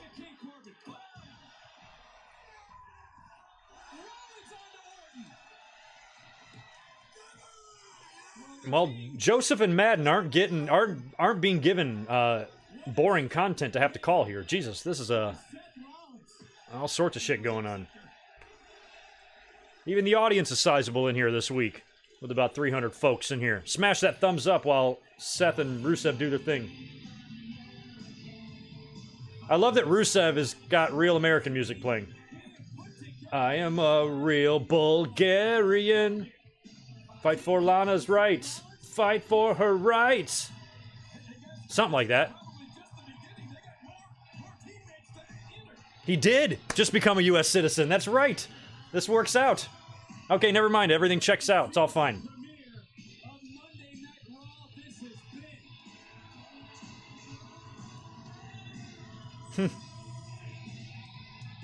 Rusev is awesome.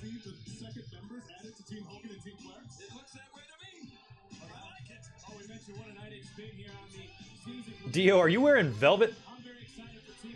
Are you not hot? I'm very excited for this team as well, but I want to take us back to what happened earlier tonight when the Beast Brock Lesnar appeared and put his hands not only on Rey Mysterio, but also what happened to Rey Mysterio's son, Dominic. And this is what happened after the attack. They're rushing him in there like he's been shot.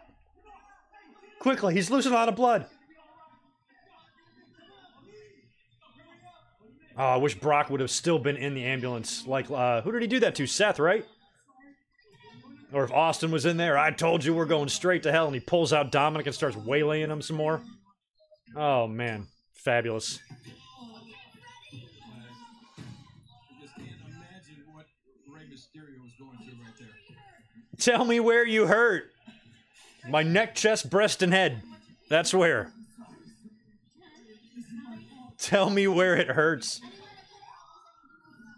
Not here or here so much, but right here. Oh my God. I mean, it's This is crazy. fault. It's Brock Lesnar's fault. And your heart goes out to Rey Mysterio, and we do know this. Rey Mysterio will not be returning tonight, but Seth Rollins will still defend his Universal Championship. Oh, he's still going to defend it after all that? Against who? Who is going to step up Man, Seth, you're stacking the deck against yourself, my man. his Universal title on Monday Night Raw tonight? My name is Julius Lopez. I'm the Tacoma Warrior. On March... I didn't even see that. Did Ray take his mask off in the ambulance? I missed it. I was too busy laughing at the EMT asking Dominic where it hurt. And they had to He's like, everywhere? and put any replacement. I thought I wasn't gonna live. Everyone has a date with destiny, and this one was mine. That's the day I beat cancer. I have a heart of gold and a titanium knee. You think you're tough? I took down cancer. Ooh, wow! Was that good? I couldn't have done it better myself, bro. Yeah, I guess that's why they kind of did that with Flair. His team is going to be the heel. But do we give at all a shit about the match in Saudi Arabia? I don't. Don't care at all. Boy, Ric Flair was quick to take that payday, wasn't he? They're like, look, Rick, you're not going to win the stupid lawsuit over your trademark, but why don't you come over to Saudi Arabia? We'll give you a cut of that money. It'll be more than you ever would have made from royalties from that. And Ric Flair said, where do I sign up? 100 combinations of pastas, sauces, and toppings with everyone's favorite chicken Alfredo, plus unlimited salad and breadsticks. I got to remember to turn the volume down during commercials, because who wants to hear about Olive Garden? Yeah, right now, Morrison is one of the leading contenders to challenge Rollins. It just sucks with whatever these CM Punk rumors were that were floating around today. And fans that might actually expect to see that. I suppose we still could. But if it turns out to be Morrison, I'm worried some fans are going to be disappointed. Like, they might be booing or something. But Morrison might be more likely. But again, you bring him right back into the mix and you put him right on top with a title match, and he's probably going to lose that title match. It wouldn't matter. Would bring him back in a big way.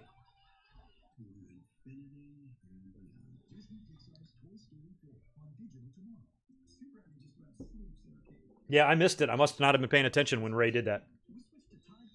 Well, that's good. If my son gets murdered by a UFC fighter, I'm probably going to take my costume off to make sure he's okay. I just missed it. I didn't see it.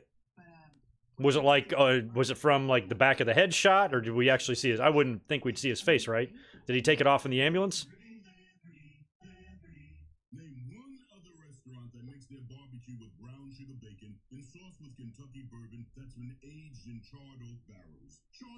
I can't think of one off the top of my head, Mr. Arby's, man.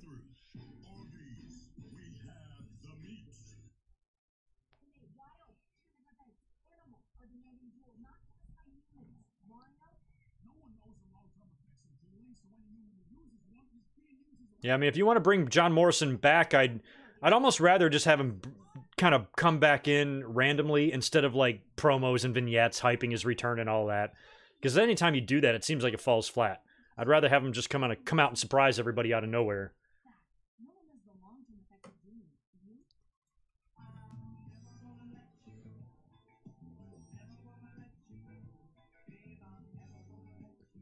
Oh, interesting. I don't know how I missed that, Sonny, man. I swear it was because the EMT lady was asking Dominic where I hurt. I was laughing so hard I didn't even notice the serious part of it. Like, what a stupid question to ask somebody. Like, did you not watch the video? You can probably tell what's injured on him. Basically, you know, like every bone. Bob Backlund. Bob is nuts. Johnny Gargano? Maybe. Purge is making people want to I don't know, Dustin. That's what they're trying to talk about now. I don't know what we're going to see for pay-per-views. I would like to see them start giving pay-per-views individual feels, because we know we're going to get that from AEW. You know, their pay-per-views have looked somewhat different settings. I really like the way Fyter Fest looked. I think that was my favorite maybe of all of them. And they're giving you that. So WWE needs to do that too. Because they used to have great pay-per-view sets back in the day. Some great ones. I think my favorite was like the Backlash with the big swing and hooks. Like, I love the attention to detail that went into that. And they don't do that anymore.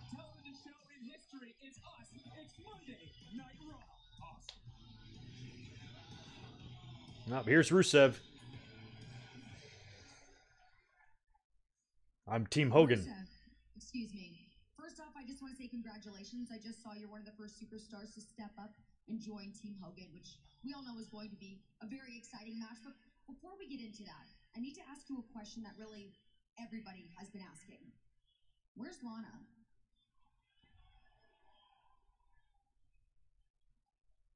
Where's Lana? I don't care where she is. She's on Total Divas or something. All right. You know what? Let's not worry about Lana right now. Let's focus on you. Rusev, what prompted you to return back to WWE? And now that you are back, what do you hope to accomplish? Listen, I'm not here to talk about my problems at home. But I'm here to problems talk at about home. Seth Rollins' problems at work. You all saw what happened. He got pummeled 2-on-1.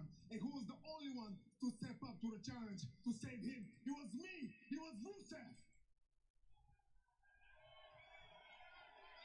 So I know Seth owes me a debt.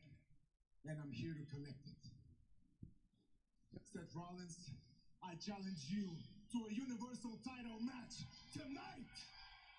Oh, it's Rusev and Seth is what they're going to try to do? That's got to be like a red herring or something. Come on. About how big Premier Week has been. Could you imagine Rusev against Seth Rollins for the Universal title? I don't know. You think Seth will accept? Oh, what a championship. Either I didn't realize how tall those two dudes were, or Lawler, I didn't realize how damn short he was. One or the other. I've met Lawler before. He's not that short. I guess Joseph and Madden are just tall. For the biggest prize in NXT, the NXT Championship, that starts Wednesday. As it sees premiere Wednesday on the USA Network. Are you ready for this, guys? Brock Lesnar competes for the first time on SmackDown in 15 years. 15 years for Brock. That is nuts. How is that even possible? That he has not wrestled on SmackDown in 15 years.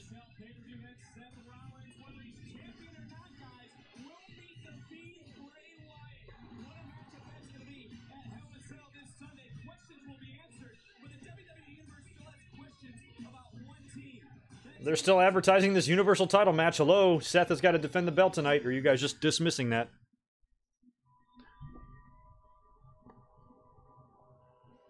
Alright, we got the AOP hyping their return here. Addicted Chip, thanks for the $2, man. If Dominic, my son Brock, would take a bullet, maybe. I guess if he was doing that in your front yard or something.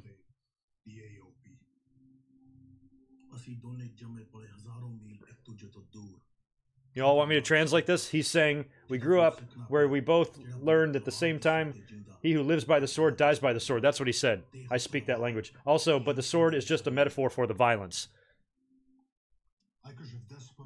He who dies by the violence lives for the violence. That's what he's saying. It's a good thing I'm here to translate this for you guys. They crave a lot of violence and they lust for violence.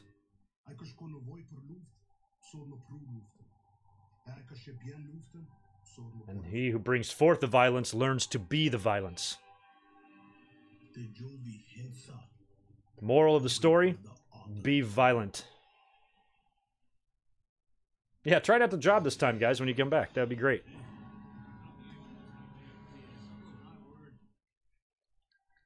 Damn, last time Brock wrestled on SmackDown, you were 4. I was in my 20s. Damn. Oh, here come the Viking Raiders. Man, you got to put Viking Raiders and AOP on separate brands for a bit, you would imagine, right? Can't have them together.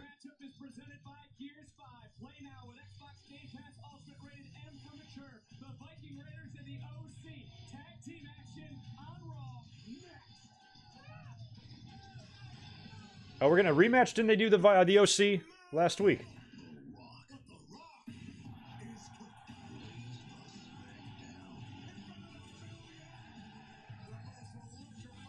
Oh, thanks, Antoine. What they did? Did they say if he's champion or not? They just keep pushing. I mean, like, I like that we're just dismissing this title defense tonight. I mean, I'm expecting Seth to keep the belt and everything, don't get me wrong, but they should be making it sound like we don't know.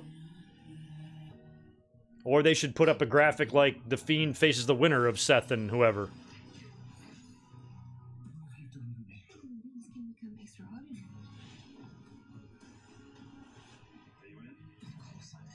Oh, SmackDown was still on UPN back then? I thought maybe they... I don't know how long they lasted on UPN. I don't remember. I remember back when I lived in North Carolina, my area did not get UPN. So I was not able to even watch SmackDown until... I think like 2001 or 2002, when I moved down to the beach, and I decided to get a satellite dish with one of my roommates, and then finally I remember getting SmackDown. But the cable provider that I had in the first 2 or 3 years of SmackDown's existence did not have UPN, and I was never able to see it. It sucked. That you went someplace worth going, or maybe you have opinions, but if it's on there, it has to mean something. So we make sure this means something, that we've done everything to make your shopping, test driving, and car buying experience the way it should be. CarMax. We used to love going out with Julia and Mike, but since they bought their new house, which menu am I looking at here? Start with Topaz. Yeah, I mean, if you wanted to keep the belt with Kofi, you could have Ray showing up on Friday and doing something, but why would you do that? To set up a Ray versus Brock feud? Do we want that for poor Ray? I don't. We bundled our home and auto with Progressive. Saved a bunch. Oh, we got a wobbler. Progressive can't protect you from becoming embarrassed. Reese Jones, thanks for the super chat, man. No, I did not notice that. When Flair came out on the Titantron, it said 17-time world champ. I didn't even know that. I thought he was a 16-time. Or no, maybe it was a 17-time. I actually don't remember now. I've lost the total. I thought he was 16-time. And Cena has tied him, right?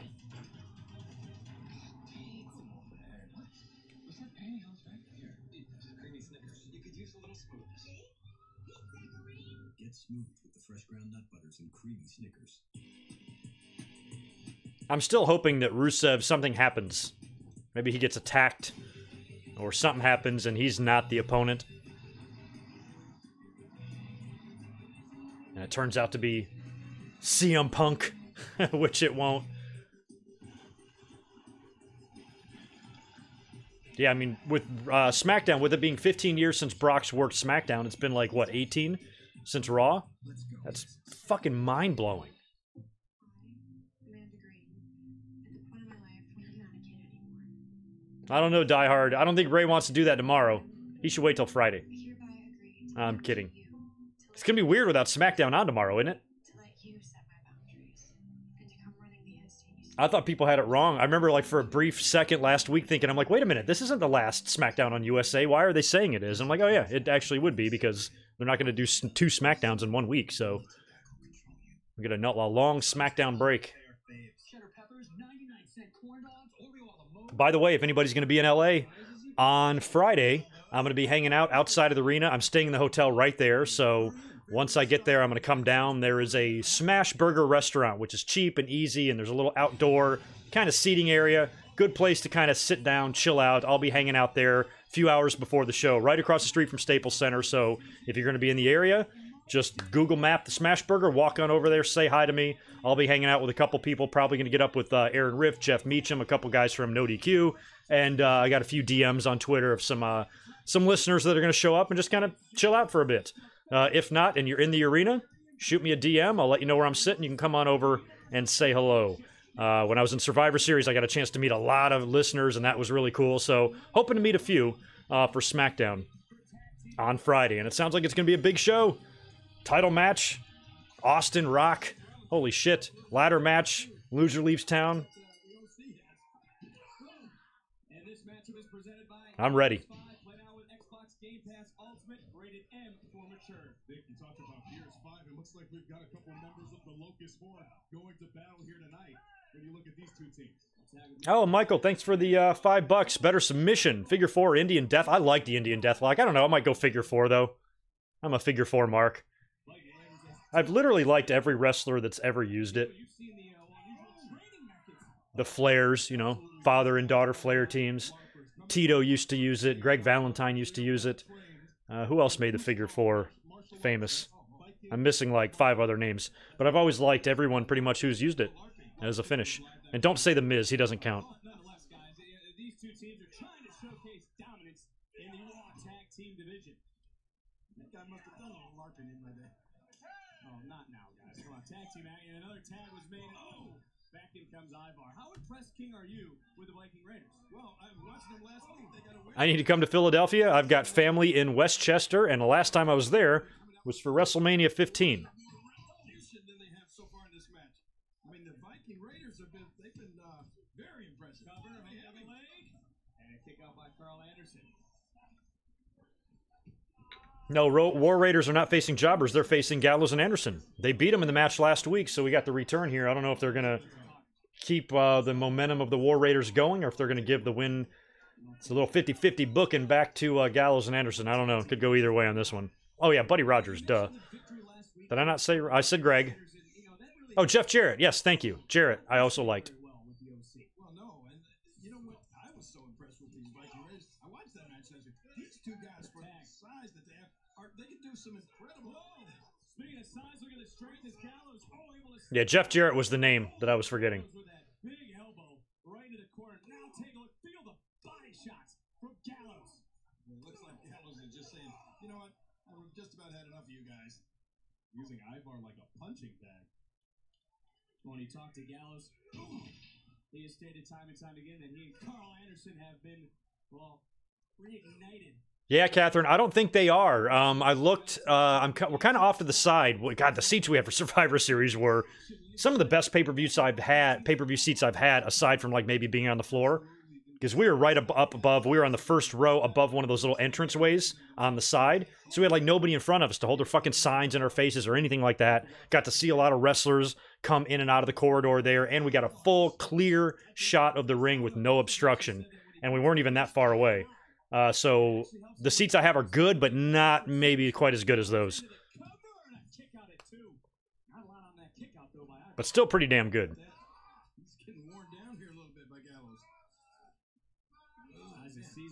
Yeah, I'm hoping in whatever's new set SmackDown debuts on Friday, I'm hoping that there's some sort of a throwback to the old one, because I really like the old oval one, like Ellsworth is saying here. If they had one of those, just as a little homage to the birth and the beginning of SmackDown back in '99, I think it would be really cool. Just make it look a lot better. An oval screen would give it a different look. You already got a goddamn skateboard park as your Raw set, so do something different on SmackDown. Feel the intensity building between both these teams as Eric took his eye off the ball for a moment and still able to connect with a stunning knee under the jaw. Can the Viking Raiders continue to roll as Raw rolls on?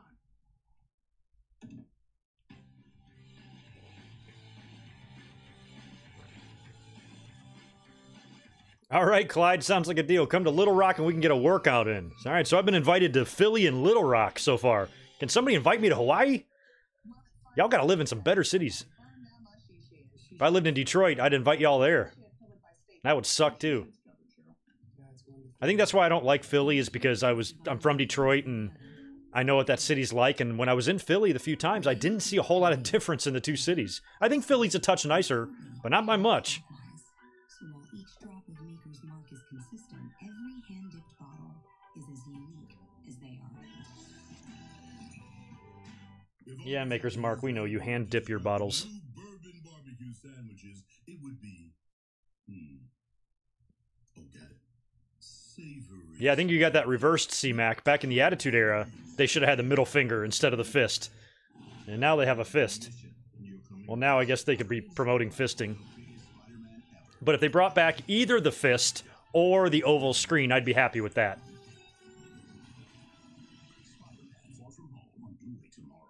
Yeah, New York I'd be more open to, Catherine.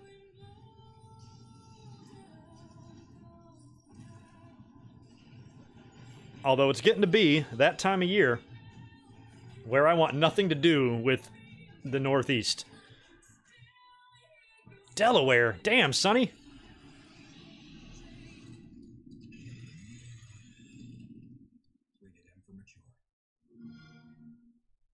with Xbox Game Pass Ultimate. Oh yeah, Barry. There you go. I knew I got somebody from Hawaii there. Buy a pizza, buy some wings, buy a Pizzone, buy your own. Call Pizza Hut now. Get 2 or more of your favorites from the 5 and up lineup, starting at just $5 each. You can't have football without the Hut. Superhuman. I've never heard anybody say looks don't matter in wrestling. So you're just hearing that from people that aren't in this chat. So don't be coming up in here telling these people what they're saying. You don't know nothing. I'm removing your comment because you're stupid. And don't say anything stupid again or you'll be blocked. Go get a life, you negative Nancy fuck. My thoughts on the Pyro making the comeback? I'm super duper happy with it. I was happy last week when it was all but confirmed. They did, I think it was a New York Post interview with Kevin Dunn, and he said so. And I'm like, holy shit. If this little fucker is saying that it's true, it's definitely true. So I've been looking forward to it the entire time. Tampa Dash Cammer, it's not out of the question that I will be there for WrestleMania. I feel like it's kind of a long shot, but I also feel like it can happen. So I'll probably have a better idea of that closer to the end of the year. But we'll meet up. We'll have some local Tampa Bay brews. I remember last time I was in Tampa, I drove by accident. I was just driving and drove right past the Sun Dome. I don't know what it's called now, but that's where Royal Rumble 95 was. I'm like, holy shit, look at that. The Sun Dome.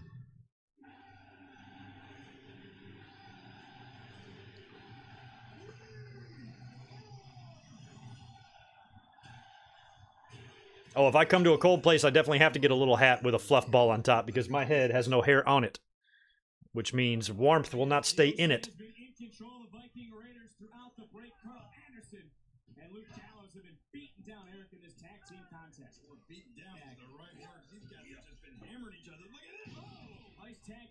Alright, we are back from commercial break. And we've got Gallows and Anderson in control of the match at the moment.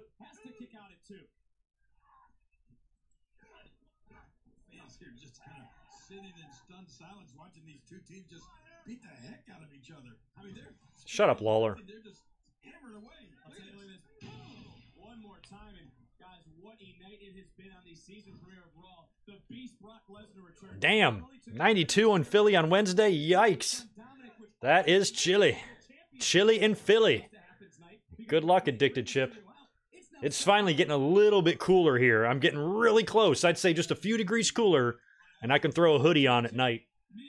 I'm really ready for this weather. It was a hot summer here.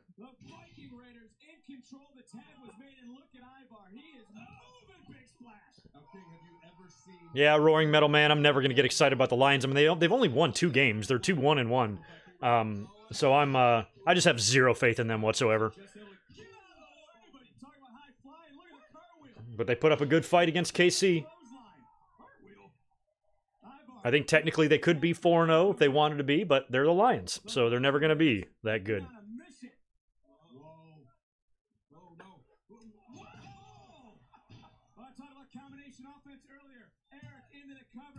The Yingling Center is what I'm trying to... Is that what it's called now? What, in Tampa, or is that something else?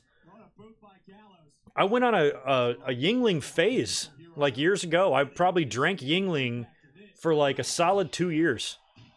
That was just like my go-to beer. Kind of like how Stella is now. I don't know why. It was cheap. It was good.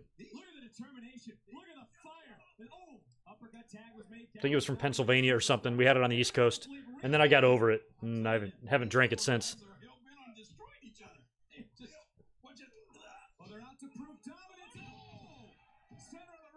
No, he might. No, he's not going to have him there.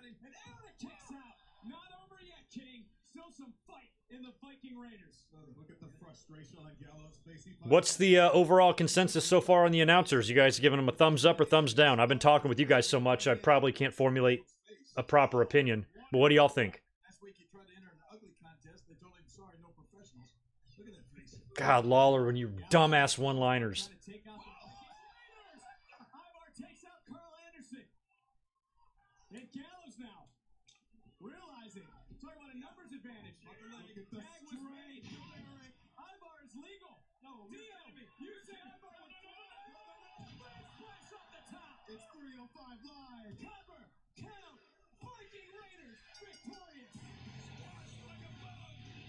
Squashed like a bug. Oh, yeah, the Lions winning in 91. I thought it was maybe 92. They won a playoff game. Or no, it was 91. That was the year they went to the conference finals, right? Lost to the Skins. That was during the Barry Sanders and who was the quarterback? You had Eric Kramer, Rodney Peete, Andre Ware. He had like a ton of fucking quarterbacks. Might add Chris Spielman there on the defensive side. Oof. War Raiders did pick up the win, by the way.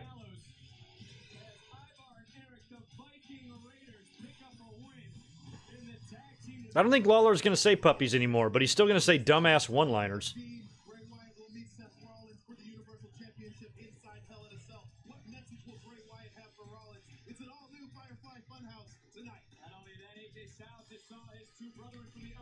All right, I'm ready for that U.S. title match. Let's put the belt on Cedric tonight.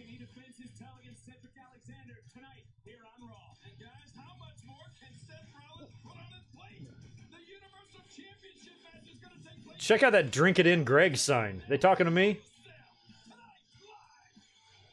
I think they are. Well, Rey Mysterio and his son Dominic were unfortunately rushed out of the arena in an ambulance, accompanied by emergency personnel. And I have been told that neither Rey nor Dominic will be returning this evening to Monday Night Raw. However, well, that's a shame. I have also been told that Brock Lesnar and Paul Heyman are still in the building and are now demanding the opportunity to address Brock Lesnar's actions in attacking Rey Mysterio. And that right now, everybody, is an act that most people are calling criminal. Now we're... Charlie.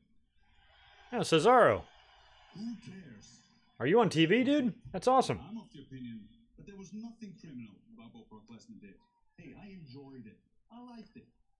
The only thing criminal about Brock Lesnar's actions is that he stole my opportunity to beat the crap out of Rey Mysterio's son. Actually, if Rey and his son would still be here, I would just walk up right to them and... You would what, Cesaro?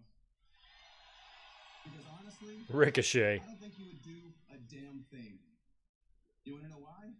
Because although you might be, what, 8 inches taller than him, man, you still ain't half the man that Rey Mysterio is. I am literally twice the size of Rey Mysterio. All right, dude. If you want to keep talking about how big Okay, you go are, have your match. how about we prove it out there in the ring? I'll be waiting. Now, Cesaro and Ricochet, under better circumstances, could be a hell of a feud. These guys could be working for the IC title easily.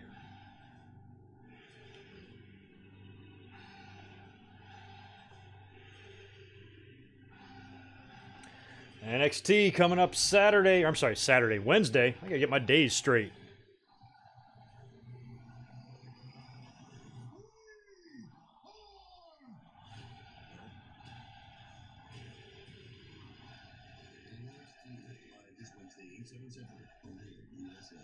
You know, I mean, God, WWE's got 3 huge shows this week.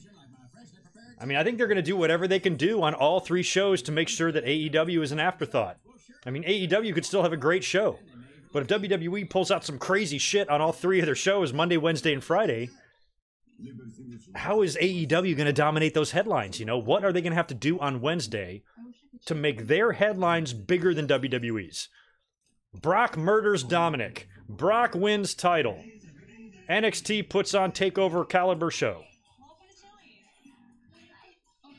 CM Punk returns. You know, like, what can they do over there that that a headline would be considered bigger news? Fucking LAX joins Chris Jericho. That's the big news.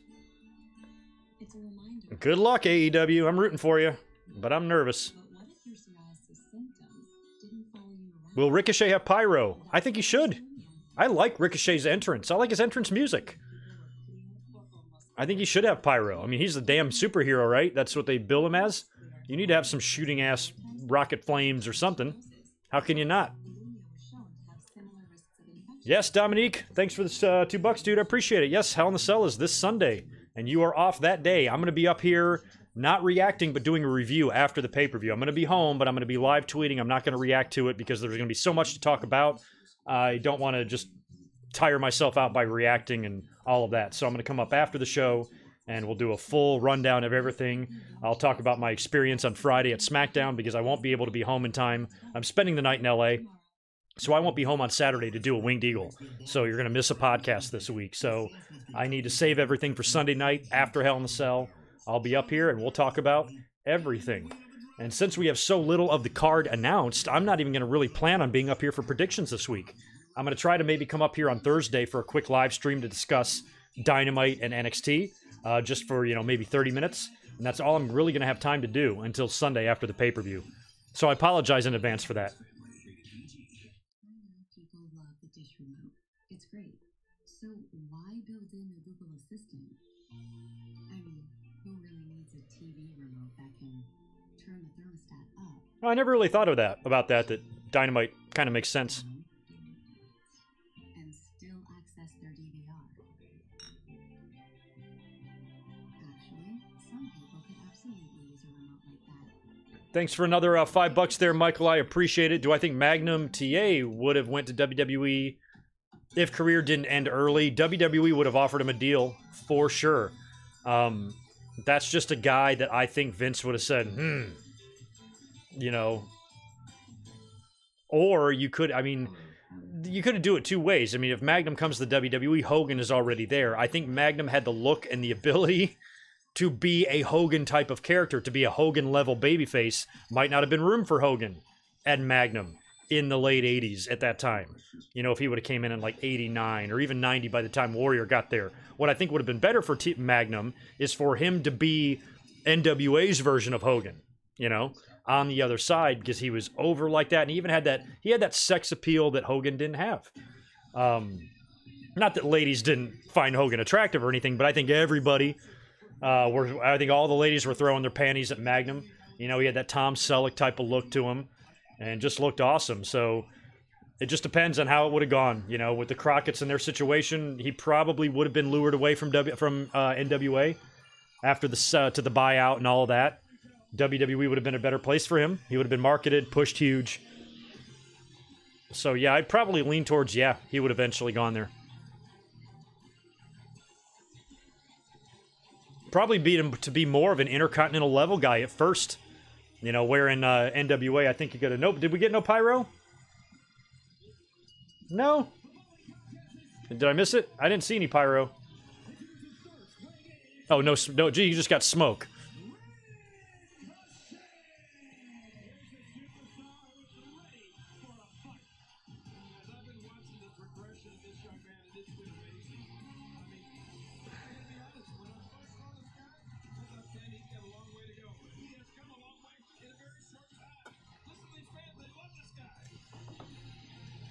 Oh, cool. Superhuman is sharing more idiotic opinions with the chat. Let's read what he says this time. The only names in wrestling right now that matter are Lesnar, Taker, Reigns, Rousey, Cena, Orton, Mysterio, Hardy, and maybe Strowman and Wyatt. Absolutely everybody else doesn't matter. You know who else doesn't matter? Superhuman. You're fucking dumb ass. God, you are stupid. What the hell was your mother thinking when she had you? How do I block you? There you go. No more stupid people. Superhuman rules, Batman sucks. Batman rules, Superhuman sucks. Fuck you, buddy. You're gone. Douchebag. Say hi to Baron Corbin for me. Cesaro cannot make up his mind with his outfits. And he's wearing... I've talked about this, guys, in tweets. That is my absolute least favorite look amongst men. You see guys wearing this shit out a lot. They wear these, like, pants that come up way too high. And then they wear shoes with no socks. And this is stylish to them. This is what's in. I couldn't imagine wearing that. I see that shit all the time. Especially, like, you know, where I work and stuff, you know, we've got, like, lots of resorts near us, and a lot of people are attending weddings. And they all the dudes who attend weddings come in their douchey-looking suits, and they have pants like that on. What is going on with those pants, and the shortness, and the no socks, with the loafers? What the hell is wrong with this country? Or this world? Because I guess Cesaro's wearing this shit too. But I see it all the time. It drives me crazy.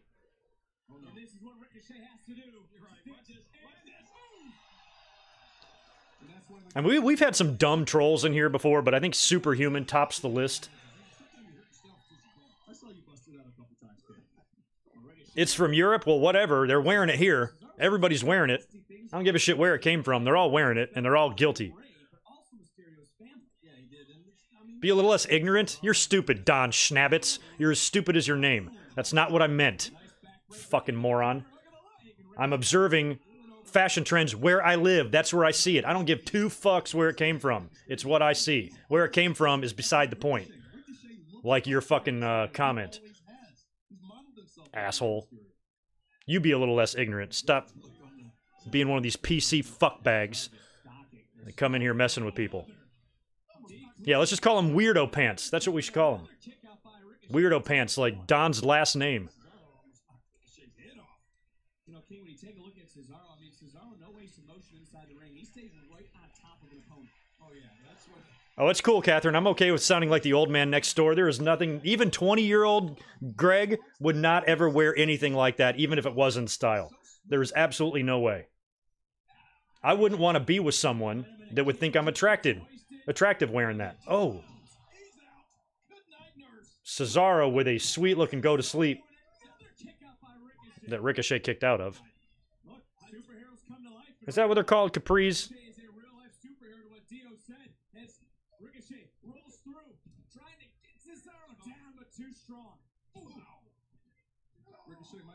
It's from Europe. What the fuck does that have to do with anything?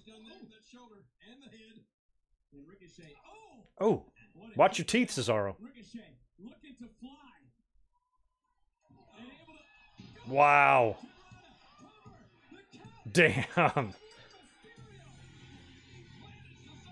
He did a somersault into a 619 or a West Coast pop, or what the fuck is it called? The Hurricane Rana move that he does.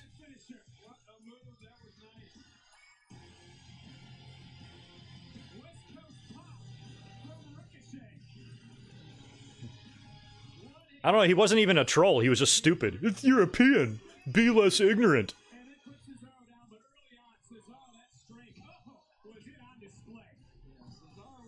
Like, imagine getting mad about the origin of a ridiculous-looking style trend. Like, I don't give a fuck where it came from. That's not the point. The point is, it looks stupid. You're focusing on the wrong part of the comment, Mr. Schnabitz. Thanks, C-Mac, for the $2. You gotta get a super chat for that rant. Jesus. Like, it's bad. Like, it's to the point where, like, even liberals, like myself, are acknowledging, like, the PC insanity out there. You had some guy actually getting offended by me not being sure where short fucking pants with sockless loafers came from. Sorry. I didn't realize where this idiotic trend originated. Sorry for not being, woke. Or whatever the fuck. Get the fuck out of here with this stuff. God, I hate this world.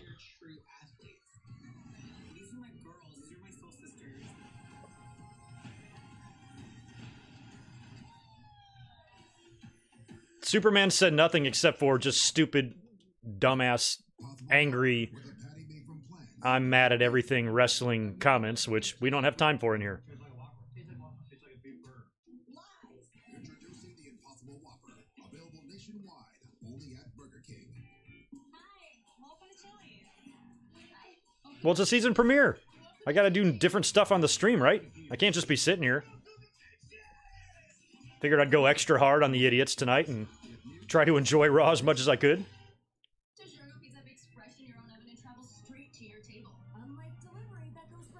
Yeah, I think Superhuman was saying things like vanilla midgets, which is another overused term that fans hear once and then they repeat over and over and over like a 4-year-old.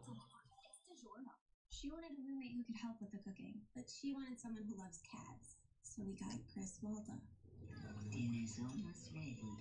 The one thing we could both agree on is getting Geico to help with our renter's insurance. Yes. Yeah, Catherine, I'm plus the match went on for like 8 minutes, which means I had to watch 8 minutes of Cesaro's ankles. And that's just not fun. Could use a little salt. It's from Europe. Visit geico.com and see how easy saving on renter's insurance can be. What are you guys doing about it? Yeah, imagine going to some stream, you know. We've been streaming and doing Raws together for a year and a half. And you're going to come in here and tell other people what they say. I'm like, no, you're not. This is a cool stream. You can go to a loser stream for that stuff. I had a lot of good, Mike, I had a lot of good suggestions on Jericho's Mystery Partners for Wednesday, because you got to think, if it's the first head-to-head show. It can't be a letdown. It's got to be somebody. So we've already seen LAX appear, so they wouldn't even be that much of a surprise. I did hear an interesting idea about Edge and Christian. I can't remember who tweeted that to me. I don't know what Edge and Christian, what their contract status with WWE is, if they'd be even allowed to do something like this. I would think they wouldn't. I don't think that Edge would do that. You know, his wife is there in NXT. Why rock the boat? Why make the WWE upset in any way? You know, he did the spot on SummerSlam where he threw the spear. He wouldn't even be able to be Edge or Christian, or they wouldn't be able to on AEW. They'd have to be Jay and Adam. So I don't know. I just don't think it's an interesting idea, because I guess technically, in theory, it would be possible maybe, but again, it wouldn't be like they'd be signing full-term deals there and wrestling on a weekly basis, you know. It would probably be a one-shot only deal. So I don't know who it would be. Enzo and Cass is another one. I've heard that one too, Mr. E. I didn't know Edge was leaving the podcast. I had no idea. I've been worried about him working in Saudi Arabia. When he came back at SummerSlam and speared, I keep forgetting who he speared. I think it was Elias, right? When he did that, and all the rumors, including Edge fueling those rumors himself on the podcast the next day, saying that, you know, new information is out and he could technically maybe take a bump or two with his neck. I'm like, well, we got Saudi Arabia right around the corner. Is that what's going to happen? That would suck. But it might.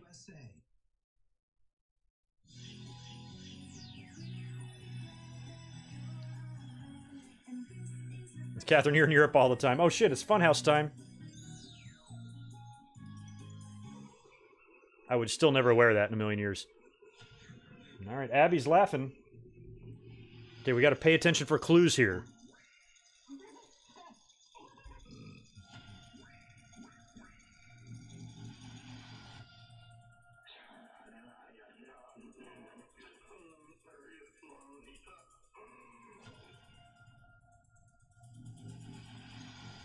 Got a little creepier start this week.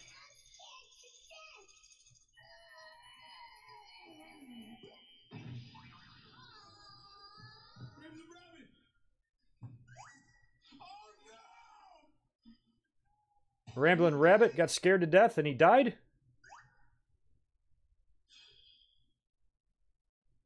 He's gone. Oh, R.I.P. Ramblin' Rabbit. Hey, that's not... He needs a proper send-off. Maybe they'll replace him with a new puppet. We're all terrified about what's going to happen when Seth Rollins and the Fiend fight inside Hell in a Cell. My feathers are quivering already. I can't bear to look. Oh yeah, we've been hearing about Liv Morgan.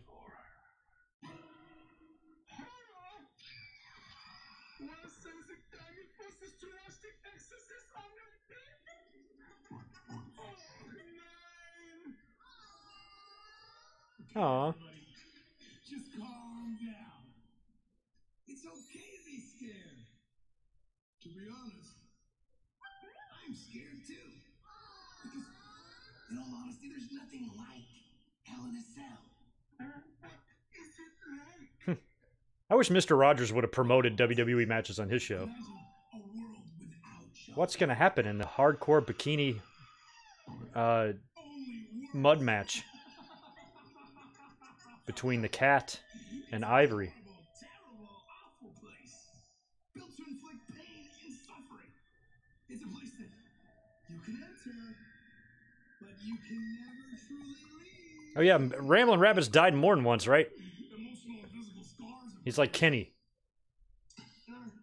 Our good friend Seth Rollins will be trapped in there with him.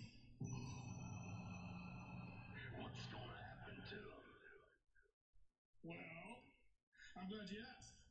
I think he will always protect this place and us. He may die on that hill.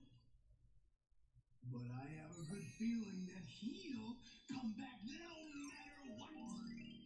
But I don't think Seth Rollins would be so fortunate.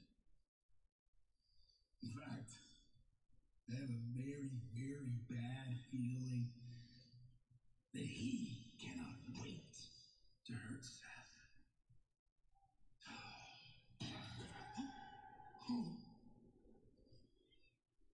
I have an idea.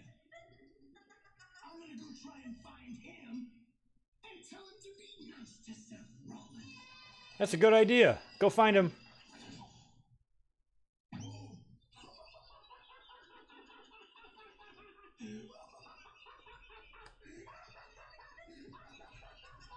Just kidding.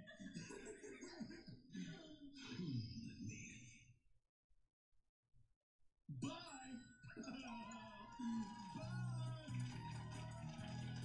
Seth's having to tape all this shit with people underneath him with those puppets. I wonder what that's like. I wonder if they're like tickling his ankles. Hopefully he's not wearing pants like Cesaro and they're not exposed.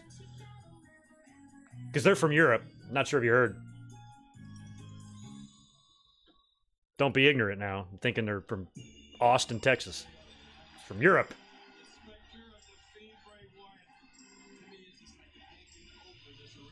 Alright, here comes AJ. Is he going to get his pyro back?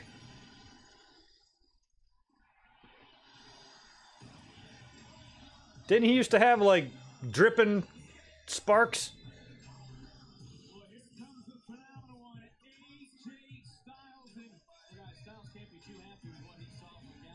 Okay, so the set with the lights out, it almost looks like it's an arena with people behind it.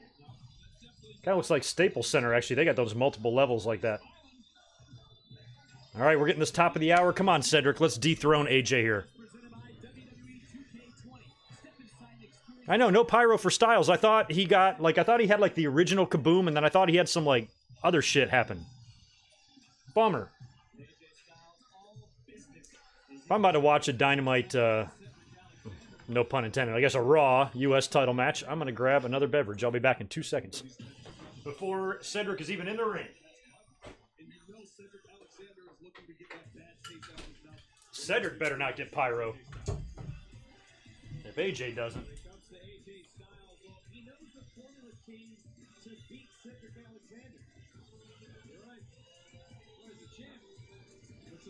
Cedric Alexander also knows the formula to beat AJ Styles. So, speak of their being in the championship on the line, holding the ball game. That's true. Cedric Alexander getting ready, a superstar who is second to none. He's had a lot of big wins. Let's take nothing away, though, Dio, from Cedric Alexander. This would be the biggest one of his career. The following contest scheduled for one fall is for the United States Championship. All right, title on the line. Introducing the challenger from Charlotte, North Carolina, weighing in at 200 Come on, Cedric, represent North Carolina. Win you some gold. Imagine the butterflies in Cedric's stomach. And his opponent. Oh, the orange. Oh yeah, I thought he wasn't he an NXT ref? How long has he been on the main roster? No, I did not see the GoodMicWork sign. Is it there? Where the hell is it? Oh, I see the drink it in, Greg. I don't think that's a GoodMicWork sign, though.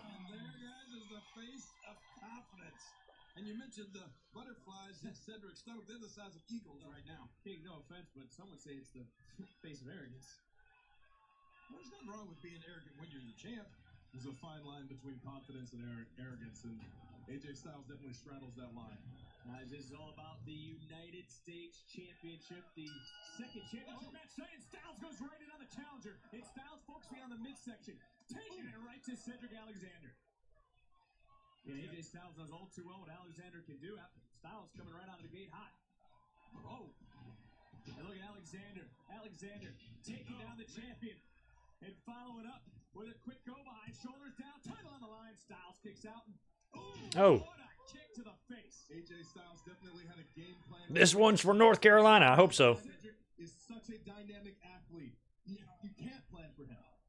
It's always hard to commentate for him, too. He's got so many moves, he moves faster than I talk. Oh, what a drop kick. Lawler, shut your face. Alexander rocking the champion. You see the fire that burns down inside Alexander.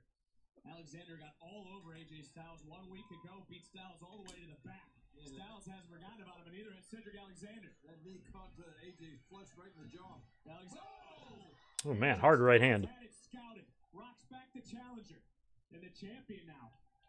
Trying to weather that storm early on. As Styles charges back in. Yeah, Raw's been very ignorant tonight. It's true. You know, Raw originated in Europe, you know. Not there.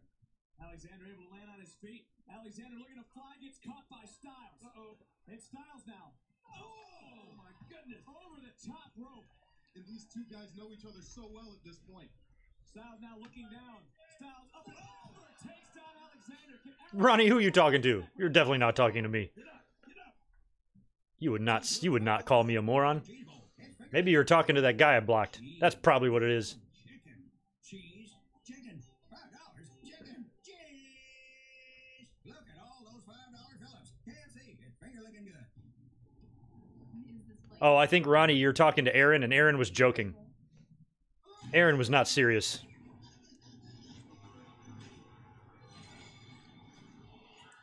Oh, yeah, I expect Fiend and Seth to be working the house shows. They got to practice.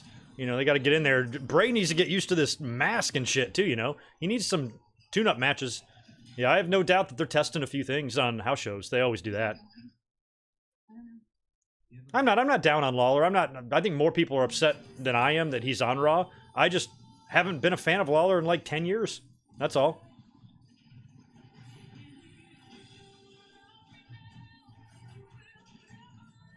Yeah, I know. I think I figured that out, Ronnie, after the fact there.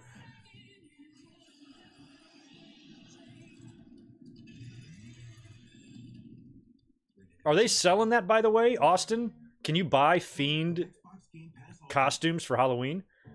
Seems like WWE could make a killing if they could produce and get some of that out on the market. Yeah, this commentary page originated in Europe. Most people don't know that. And if you say anything otherwise, then you're just ignorant.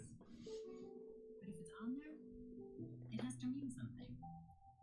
So we make sure this means something. That we've done everything to make your shopping, test driving, and car buying experience the way it should be. CarMax. Oh, I can acknowledge him. He's long since blocked. I'm not even acknowledging him. I'm making fun of him. Nobody can look him up or see him or anything. He's blocked. He's gone. I just like to make fun of him still, because it's fun.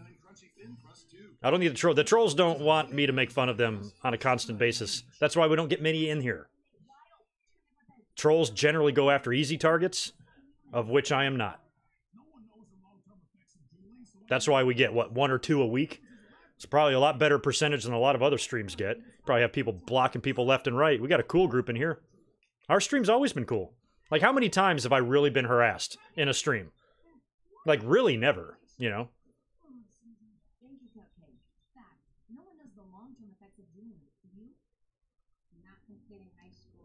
I'll take 300 crazy people watching a stream at once over 3,000. Or I'll take 300 normal people watching a stream at once over 3,000 crazy ones any day of the week. So we got just the right amount of people in here hanging out.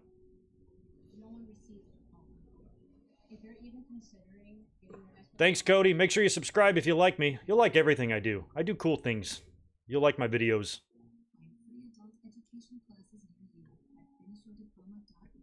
Yeah, I would think they would already have those Fiend masks produced and out there on the market to be purchased. You only got about 5 weeks here until Halloween. 4, really. They don't want none. Yeah, and Crown Jewel is on Halloween this year. Yay.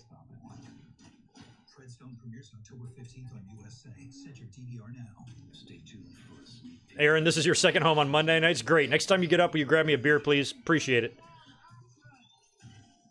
And please make sure you don't leave the toilet seat up when you're done. I'd appreciate it. Thanks, Aaron. United States Championship on the line, champion AJ Styles in control of Cedric Alexander.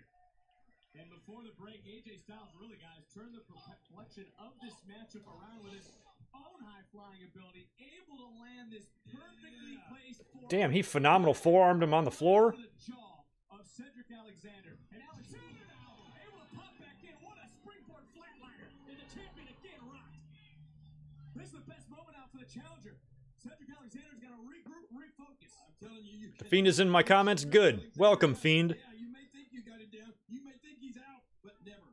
Alexander now. Great. Look at AJ Styles on rubber legs. Alexander's got. I wish I could do something like that. I wish I had some like ultimate video editing and special effects skills. I would make the Fiend come up from behind me and put me in the claw during a stream.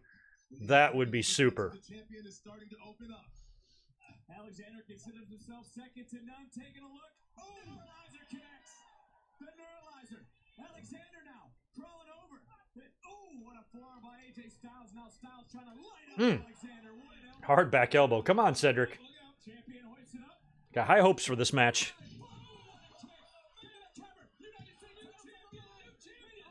Go live on Friday. I don't think that I can. I've actually never gone live on my phone before. I may have to teach myself how to do that real quick in case I want to do something this weekend. But I won't be able to go live on at Staples, I don't think. I think you have to be like connected to internet to do that.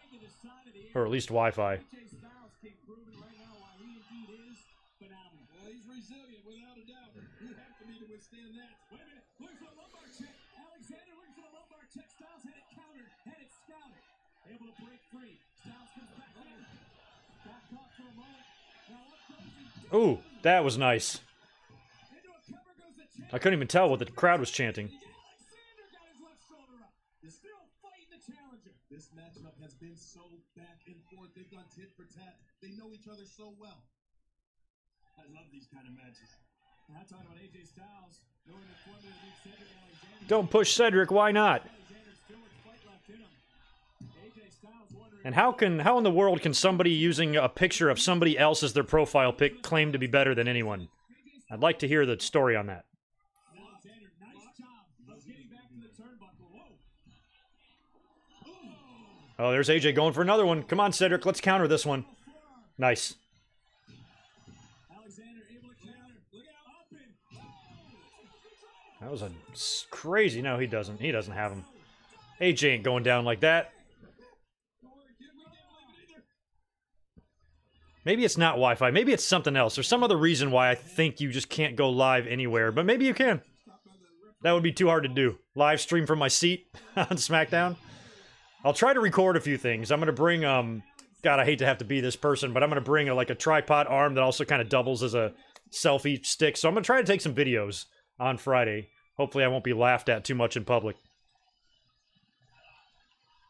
WWE Universe showing their respect to both superstars. Is now looking again. Ooh, Cedric did not do that. None of that looked good. AJ showing his strength there. Talk about that veteran ability of AJ Styles as Alexander gets first, and it may be over now, King. Styles into the cover to return it. Yeah, this referee I thought was in it. This referee has won like a title in like XPW or something. I forgot the story on him. Look, I am too. Don't ask me. I don't know how they're doing it. I don't know how either one of them. I think he needs to like do some spray tanning. He's looking a little pale. And by pale, I mean like a bright orange pale that you would take to the beach. What it takes to beat AJ Styles. AJ Styles knows this is his opportunity. He tweeted. Yeah, Cedric hit AJ. I mean, these two guys, I mean, are really similar. I mean, think about where AJ was in his career at Cedric's age. They're extremely alike. Style, size, quickness, all that stuff. There's a lumbar check. Nope. AJ countered. Styles clashing him. He hit him. Ah. Is he going to beat him again? Styles retains. Ah, bummer. Was hoping for a title change there.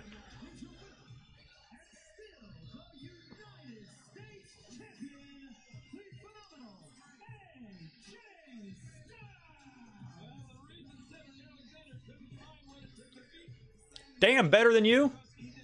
Your grandma should have left you in the dumpster where she found you. The hell was she thinking? Giving you a place to live and shit. Oh, check out your channel. 87 subscribers. Damn.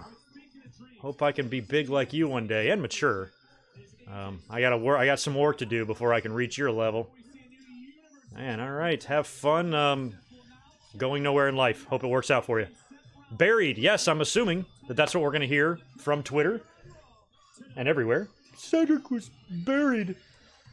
I'm surprised he got another shot just to lose. I said earlier on, if you're going to put him in another one, that's where I thought he would win. Otherwise, they just move him on to something else. But I think it's safe to say AJ has gotten the better of Cedric.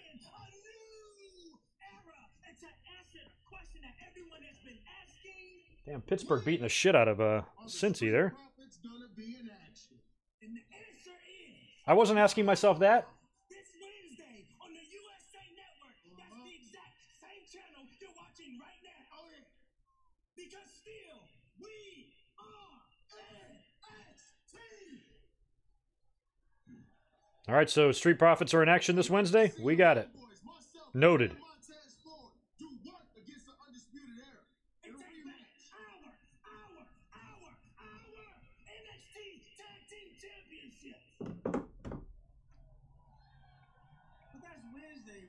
Oh, they're getting a title shot. That's cool. Today is Monday. It's all about the season premiere of Monday Night Raw. I know, man. You got Drew, I think, is hurt. Universal title match. Oh yeah. And Hell in a Cell 6 days away. So you know the thing. Don't say his name. Who? The Fiend? You're freaking out, Montez. Don't say his name. I was talking to this old janitor and he said, you said his name 3 times? Oh, they are selling the mask, $50? That sounds about right. They'll sell them. Wrestling fans will buy anything. We're crazy. Can never trust us.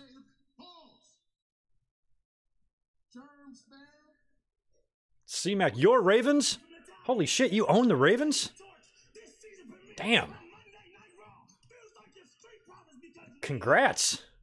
Yeah, I mean, anybody in here that's a team owner, I'm going to root for your team. So, yes, I hope your Ravens beat the Squealers. You spelled Steelers wrong, but that's okay. I forgive you. You're an NFL team owner, so I ain't going to criticize you.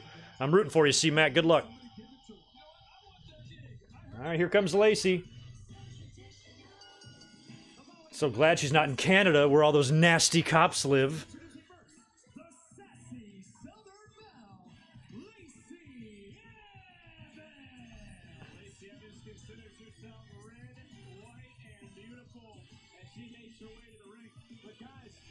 I know, I saw the real Superhumans stunt with Joey Janela, which was awesome.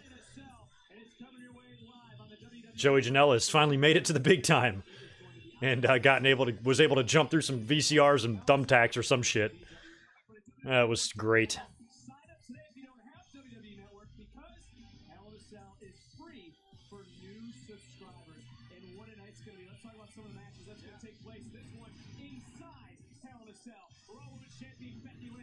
I mean, I'm still only, in my head, I'm only thinking of, like, 4 matches announced. At Clash of Champions, we had, like, 11.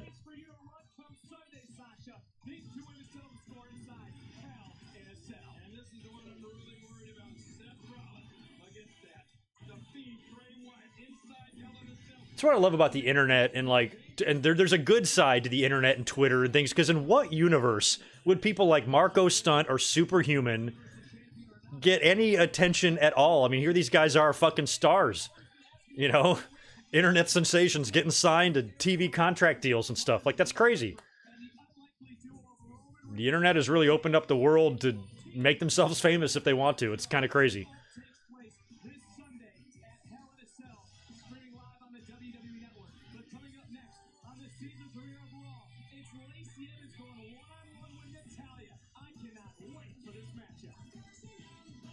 Yeah, I'm pro Lacey too. I mean, I'm getting close to not being pro Lacey, because as much as I like her and I like her look and I like everything about her, really, she almost lost me last week with probably the worst sharpshooter I've ever seen.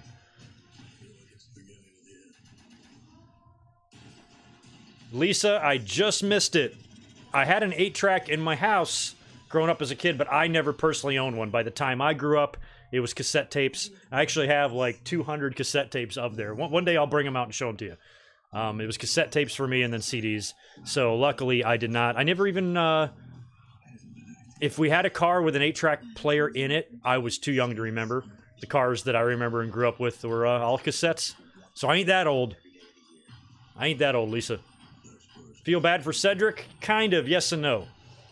I mean, Cedric, you know, this whole U.S. title push came out of nowhere, so if he wasn't involved in this, he'd just be in catering anyway. So I guess it's better than nothing, but I thought if they were going to put him in the title match tonight that they'd give him the belt, considering that he dropped all of the other previous matches to AJ. Didn't seem like it was necessary to have another one. But they kept it going one more week. I mean, hell, I'm never going to... It's just like, you know, would you ever complain about Shawn Michaels winning a match? Come on. You know, I would have liked to see Cedric win the belt, totally, but AJ Styles is a Hall of Fame wrestler that's respected by the audience that's wearing a championship in WWE right now. At the end of the day, I'm not complaining about that. But if it was up to me, I might have passed it over to Cedric. Would have been a good rub for him. Especially with the draft coming up. Catherine, I bet you did. Probably fucked them all up.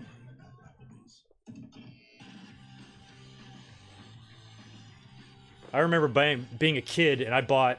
I still have it. I bought Slippery When Wet by Bon Jovi, the cassette tape, at a garage sale in my neighborhood for 50 cents. They sold it to me for 50 cents. Which is crazy. It was like a brand new tape at the time. I was like 10. I was like, score! I listened to the shit out of that thing. Even recently, a few months back, I realized that I don't even have like a CD player or anything in it. So I bought like I bought like brand new off eBay, just like a Sony like small portable radio that has a cassette player and a CD player on it. In case I ever wanted to fire up an old cassette tape, at least I got something to play it on.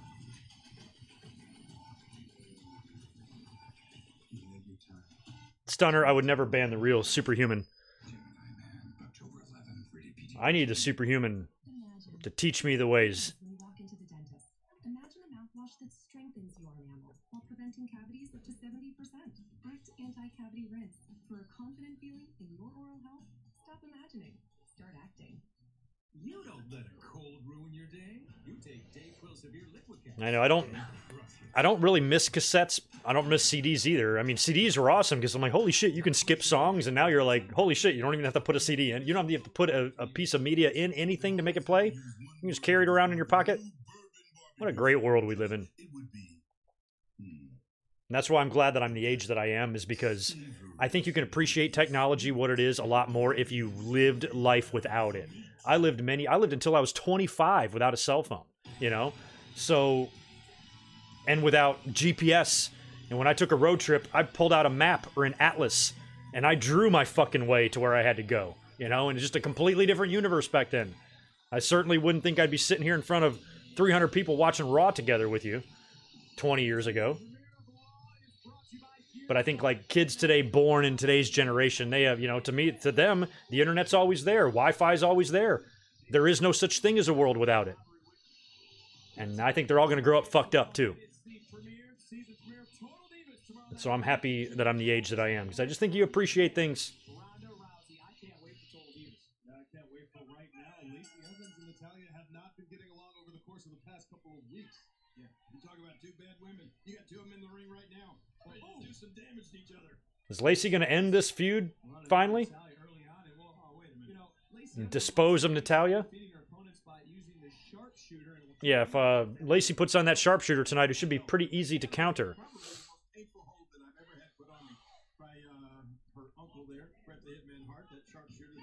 Oh, Lisa, I had Beastie Boys tapes, too.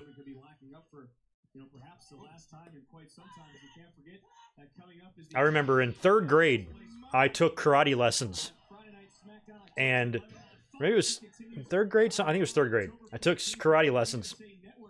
And the teacher would always play a Beastie Boys cassette tape before, like, class, before we started beating the shit out of each other. It was great. I have fond memories of Brass Monkey and all that stuff.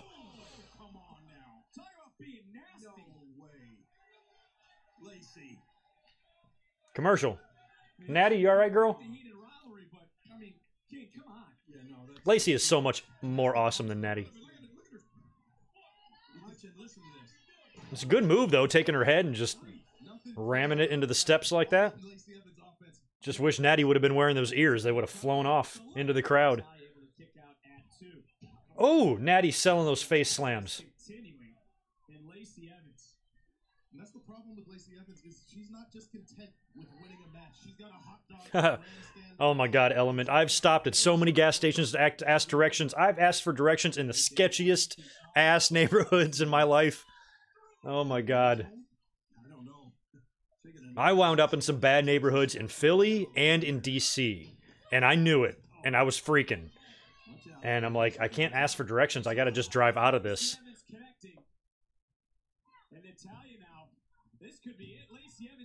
But that's a very rare problem these days. Lacey Evans King certainly has a mean streak about it. Are you kidding? You think so?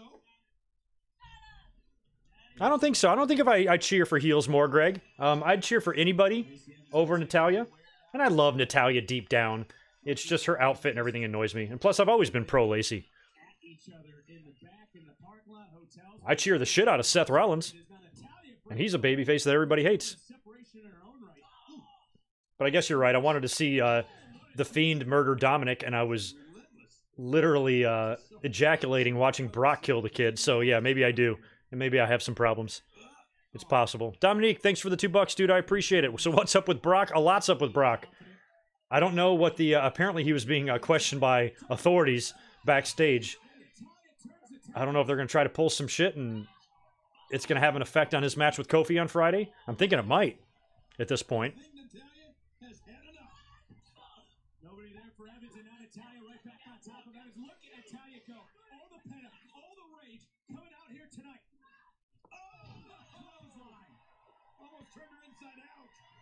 Natalya into the cover to put away Lacey Evans, and Evans able to get that left shoulder. Here we go. Now. Natalya looking to put on the real sharpshooter. Evans trying her best to fight free and does. Doesn't want to be in there. She doesn't. You know, the worst when you don't have a GPS is if you're making a road trip. You know, like now, if you got your GPS on and you're driving, and let's say you miss an exit, it'll just reroute you. You gotta fucking pull over if that happens without that, because then you gotta relook at your map. Okay, I've gone the wrong way. She pulled the tights and won. Like, which way do I need to go now? Like, it just, oh my god, what a pain in the ass. I don't miss it. I remember when MapQuest was a thing, like when the internet became more and more, and then you could type in your destination and print directions. To me, that was the most amazing thing in the world. That all I had to do was follow those directions, instead of having to pull out my atlas. Ooh. Oh, and she hit her with the women's right. Oh. Good job, Lacey. Glad she won. Oh man, try to make a 10-hour road trip with a map only. It'd be easy as hell for me to do it back in the day, but nowadays it's tough. Nobody could do it. I bet you nobody before the age of 30 could probably accomplish that flawlessly. Shout out to my buddy Daniel. I don't know if he's watching right now or not, but when we used to go to shows all over the East Coast and we'd just be driving all around, you know, he did a lot more driving than me and like trekked a lot more of these roads, and he was like a human atlas. We wouldn't even need a map. He'd just tell me where to go. Yeah, you know, 40 miles down this way, it's this exit, and then you're gonna take. He would guide us right into wherever we needed to go. And one night we were driving home. He was in the back seat, and me and one of my friends was in the front seat with me, and we're just talking, and he's asleep. And we're realizing that we don't know where we're going, and we wake him up, and he just wakes up, and he's like, oh yeah, you turn up here. Like, he knew exactly where we were. And we were like 5 towns away. Like, he just knew where he was going. And you just don't see that now. Nobody pays attention. Just follow your phone. And that's what I do. Imagine you're obsessed with That was, I did catch that out of my peripherals there. The Brock and Dominic graphic. That was funny.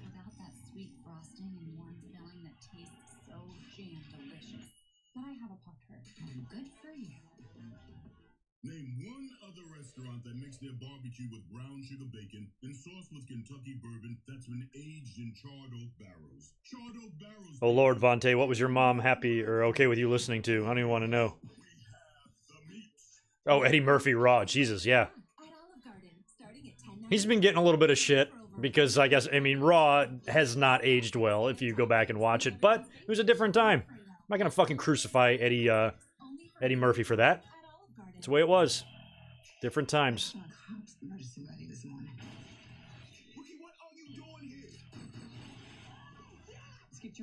I never had the tape. I had the I recorded it because it would come on like HBO a lot, like years after it appeared in theaters. And I remember recording it on a VHS tape once. What you gonna do? I'm gonna expose him. Are you one of us or not?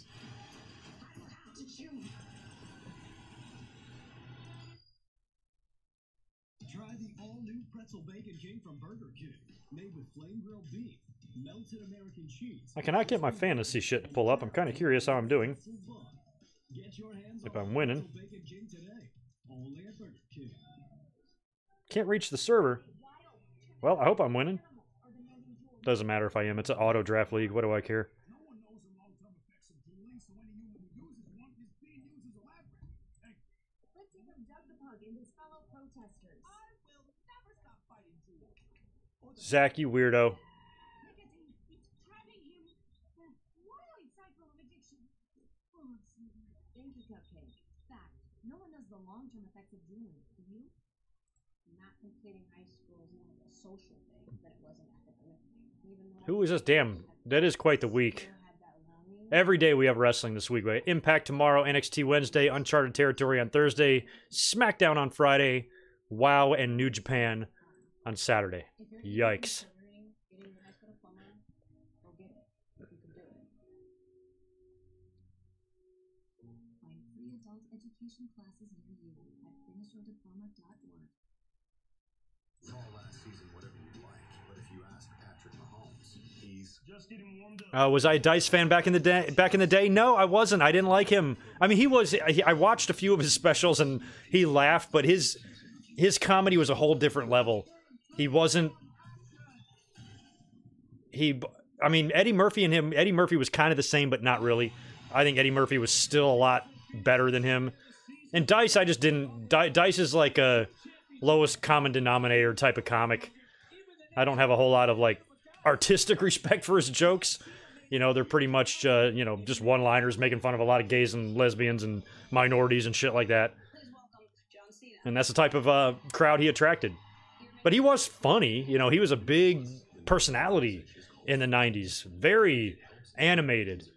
And I'm not going to say he didn't make me laugh. He definitely did. But overall, give me Bill Hicks or George Carlin or, somebody like that any day of the week over someone like Clay. John Cena, are you going to show up? And what's going on with your hair, dude? It's getting long. John Cena should come out and rock a ponytail.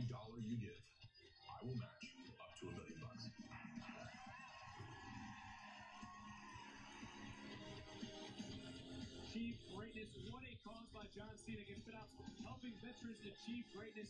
You can go donate right now. And did you hear what John Cena said, guys? John Cena is going to match donations up to $1 million. That was nice of Cena. Hats off to John Cena. I know a lot of people ask me, what's John Cena like in real life? That shows you right. Yeah, he was huge in the 90s. I remember his specials and everything. I remember all that. I just never really cared for him much. Some ugliness from earlier tonight, and it had all to do with the Beast Brock Lesnar, Rey Mysterio, and Rey Mysterio's son, Dominic. Are we going to show the murdering again? Do you keep wanting to replay this? This is like evidence. Cops should seal this footage off. I'm gonna bring that Universal Championship. The look on Ray's face is, look at that. He's like, oh, fuck. Like, why did Ray not run right out of the ring and grab Dominic and say, let's go? Like, that's why I think if they ever do a heel turn with Dominic, he can use this as ammunition. He's like, you stood in the ring, you asshole, when you knew I was going to be in danger and you were going to be in danger, and you stood there and let it happen.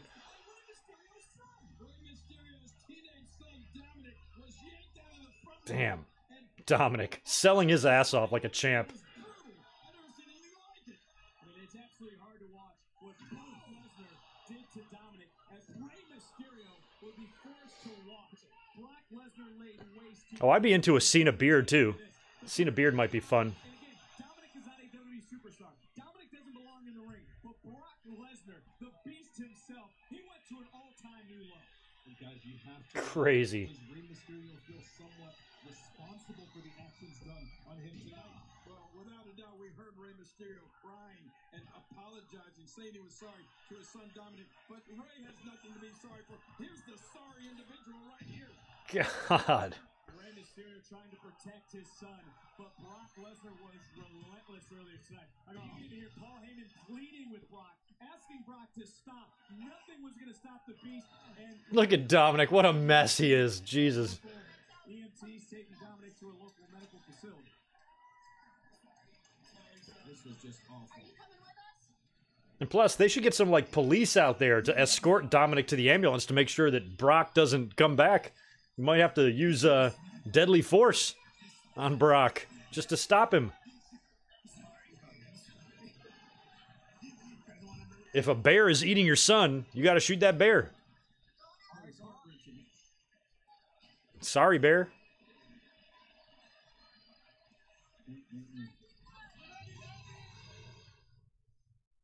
You don't get to talk to Brock Lesnar. I talk for Brock Lesnar. But Paul, it's Misty Carmichael. She can talk to anyone she wants. I can't deny it. It's a part of recorded history. And for those actions, I apologize to Rey Mysterio and Dominic. Tommy from Karate Kid passed away? Hold on, because he passed away in the show too, but let me watch Paul Heyman here.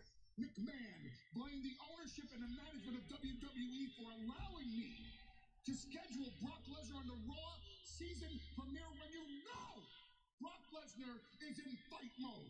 This Friday night, there's a lot of wannabe tough guys in WWE. There's a lot of wannabe tough guys in this industry outside of WWE. There's a lot of wannabe tough guys in mixed martial arts. There's a lot of wannabe tough Should have had Matt Riddle come down and stop Brock. Not one of them can do a damn thing about what Brock Lesnar did tonight to Rey Mysterio and Dominic, and not one of them can do a damn thing about what Brock Lesnar's going to do this Friday on the SmackDown premiere on Fox to Kofi Kingston. You want to see history get made? Kofi Kingston can thank God every night for the power, positivity, and his talent, but the devil thanks me because my client Brock Lesnar... But y'all know what's ironic about Tommy passing away, though, right? I'll tell you in a minute. Kofi Kingston, because this Friday on Fox, this is not a prediction, it's a spoiler. You will hear these words. Your winner. And new. And new. Reigning, defending, undisputed WWE Heavyweight Champion of the world, Brock. What does Carlin say? Well, if it's undisputed, what's all the fighting about? That's true.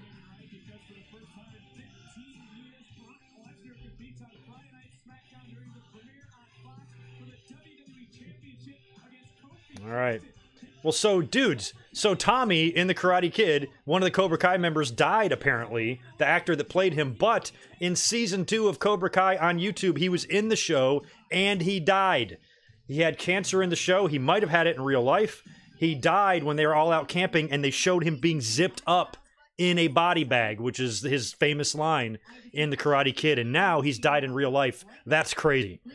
Rest in peace. That makes me think he might have been sick the whole time.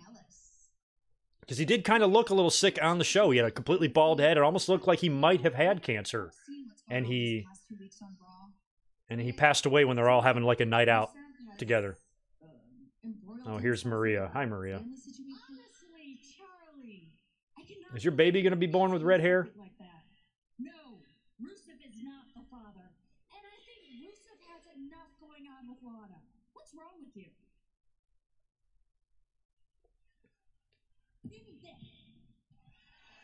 Hey, Becky. Hi, Sasha. What are you mad about? Well, you're not mad enough for me. You see, I'm the boss. I'm the blueprint. I'm the standard. You want to talk about carnage? Well, I'll show you carnage at Hell in a Cell. He must have been sick. When I make you cry, when I It's the only thing I can think of. out. You see, there's only been 2 women Hell in a Cell matches ever, and I was in the first. So trust me when I tell you that no man will win my match. Okay. You didn't win the last one either, Sasha, so whatever. Well, strong words from the boss. Oh, here comes a limo. Is this Morrison? No, that's not mine. King goes, no, that's not mine. King, you're driving a Lumina. Shut up. Maybe it's Morrison or Punk. Limos and wrestling are always fun, and holy shit, it's like quarter till the hour here, so we're gonna find out soon. But I remember in the Cobra Kai episode when they zipped him up in a body bag, I'm like, that's so cool. That's why I love this show. That's why I love that show is so well produced, because all the little tie-ins to the movie. And it all, like, just... It stays true, you know, to what happened in the movie and everything, and it's awesome. It's the Fiend in the limo? It's gotta be Punk, Morrison, McMahon. God, it better not be McMahon. Limos and wrestling are, they're interesting, what, 50% of the time? And Seth Rollins apparently is facing Rusev, but I have my doubts there.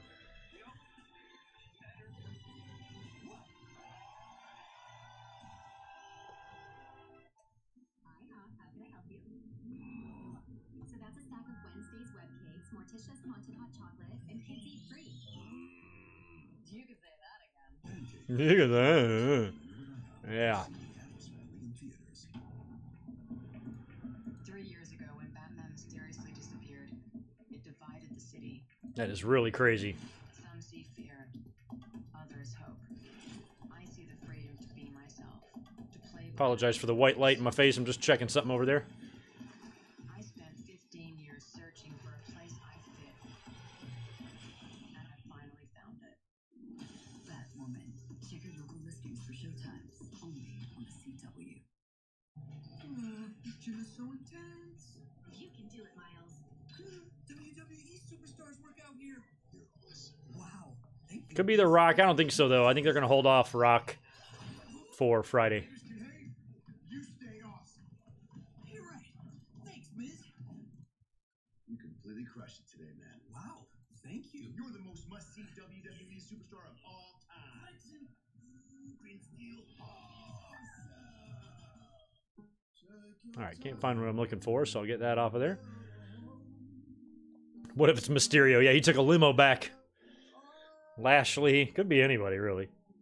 Give extra, get extra with new extra. Well, before we come back from commercial here, I'm going to get off of this chat for a minute. I'm going to go over here to Twitter first, because I don't want y'all to spoil me if you see it before I do. And we might not even know, I guess. I guess the match might start, so maybe I'll come back to the chat here. Yes, I'm in art school. Oh, wow. So have you thought about how you're gonna make money?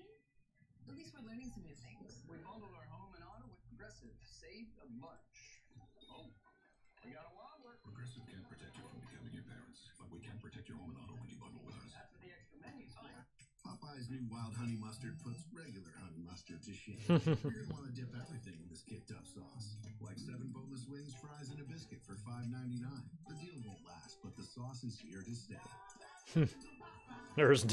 There's no way there's CM Punk in that limo. There's just no way. Morrison might be better, but weird. Like, why now at the main event? Like, even if, like, Morrison hasn't been in the company in 8 years, and I'm not trying to even say anything bad about Morrison here, but, like, is he the level of star that would be limousine worthy in the main event of the biggest wrestling week of the year, and perhaps in several years tonight? And we got the big 4 horsewomen tag match on Friday as well. It's gonna be a loaded show for me.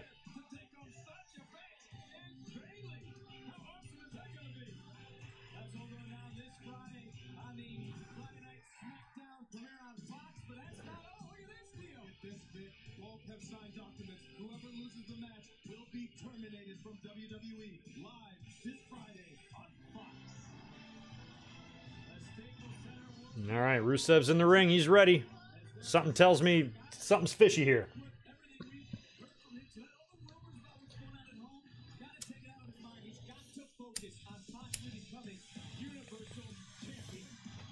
All right, here comes Seth.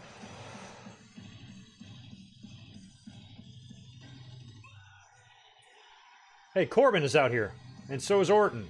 What's going on? I didn't even know they were there. God, that thing would give me a seizure if I was standing on that.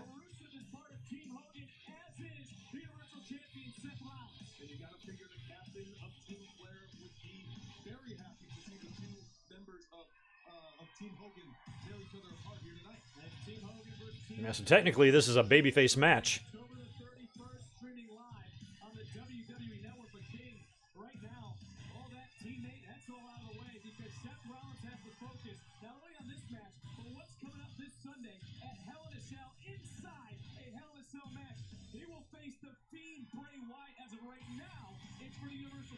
championship. If Seth Rollins were to lose tonight, Rollins is still going to step inside hell to take on the Fiend Bray Wyatt. Yeah, championship or no. All right, I guess this match is starting. Scheduled for one fall is for the Universal Championship. All right, I'm going to go back over to the chat. Doesn't look like I'm going to get any surprises for the time being. I missed a super chat because I wasn't on the chat. Let me go find it. Rusev! Where are you? I'm scrolling. I'm scrolling. There it is. Oh, thanks, Addicted Chip, for the $2. Oh, yeah, good question. I wonder if there's an overrun again. There could be. Be a good way to psych us out and keep the show going, but I don't think there needs to be. I think there's enough. 3 hours is enough, but they could do an overrun, maybe tonight or maybe just one night only. Could be funny.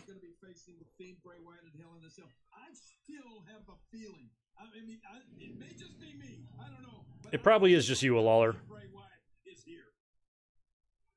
Well, right now, King, I know you've had a pass with the Fiend Bray Wyatt. As you see again, Randy Orton. My fantasy right now, I think, is okay, but I can't pull up the app. It's like I can pull it up, but it's not showing me updated. I was up by 12 going into this game, and they've got Mixon or someone for. Oh, here it is. Oh yeah, I'm up 6 in the fourth quarter, and they've got Mixon in. So as long as he doesn't get 60 yards to score a touchdown, I am okay. But I don't care. I'm doing pretty good in it, but it's an auto draft league, and I don't really give a shit. I'm not even setting my lineup. I'm just leaving it. Oh, Duke Drosy in the limo. I'd mark out for that. He's come a long way. If he went from a garbage truck to a limo. Good job, Duke.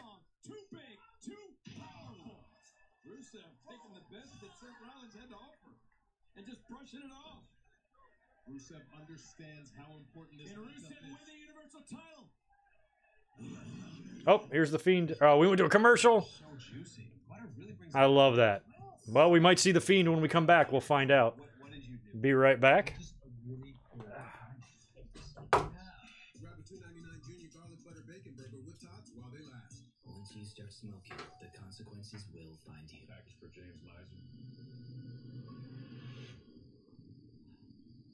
Cigarettes may leave you with stained teeth, gum disease.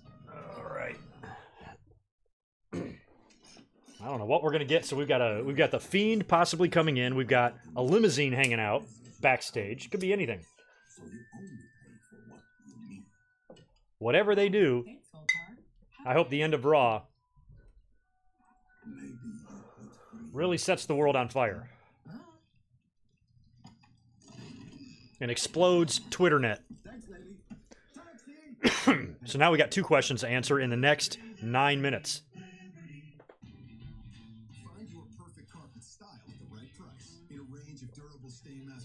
Could be Punk. I broke the news on Twitter that I talked to all of my WWE sources, inside sources, and they tell me that one of 2 things is going to happen. CM Punk is either going to return tonight or he's not. So I broke the news on Twitter that you heard it from me first. He's either coming back or he's not. If anybody else claims to know the deal, they're lying. I'm the one who broke that story. So if one of those 2 things happens tonight, you can thank me.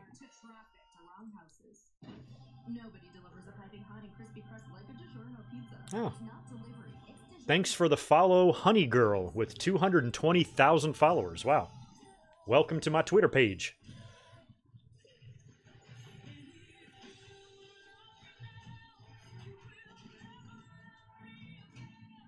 Charsa Arts on Twitter. Didn't WCW have a Who's the Father of So-and-so's Baby angle back in 2000? I'm pretty sure WWE did too. Maybe they didn't. This has been close. They've done the custody angle. Terry Runnels was briefly pregnant. Mae Young shit out of hand. David Flair and Tori did something in WCW. So I don't remember. I wouldn't put it past either company to do this. And hell, Russo was there in 2000, so that would make a lot of sense.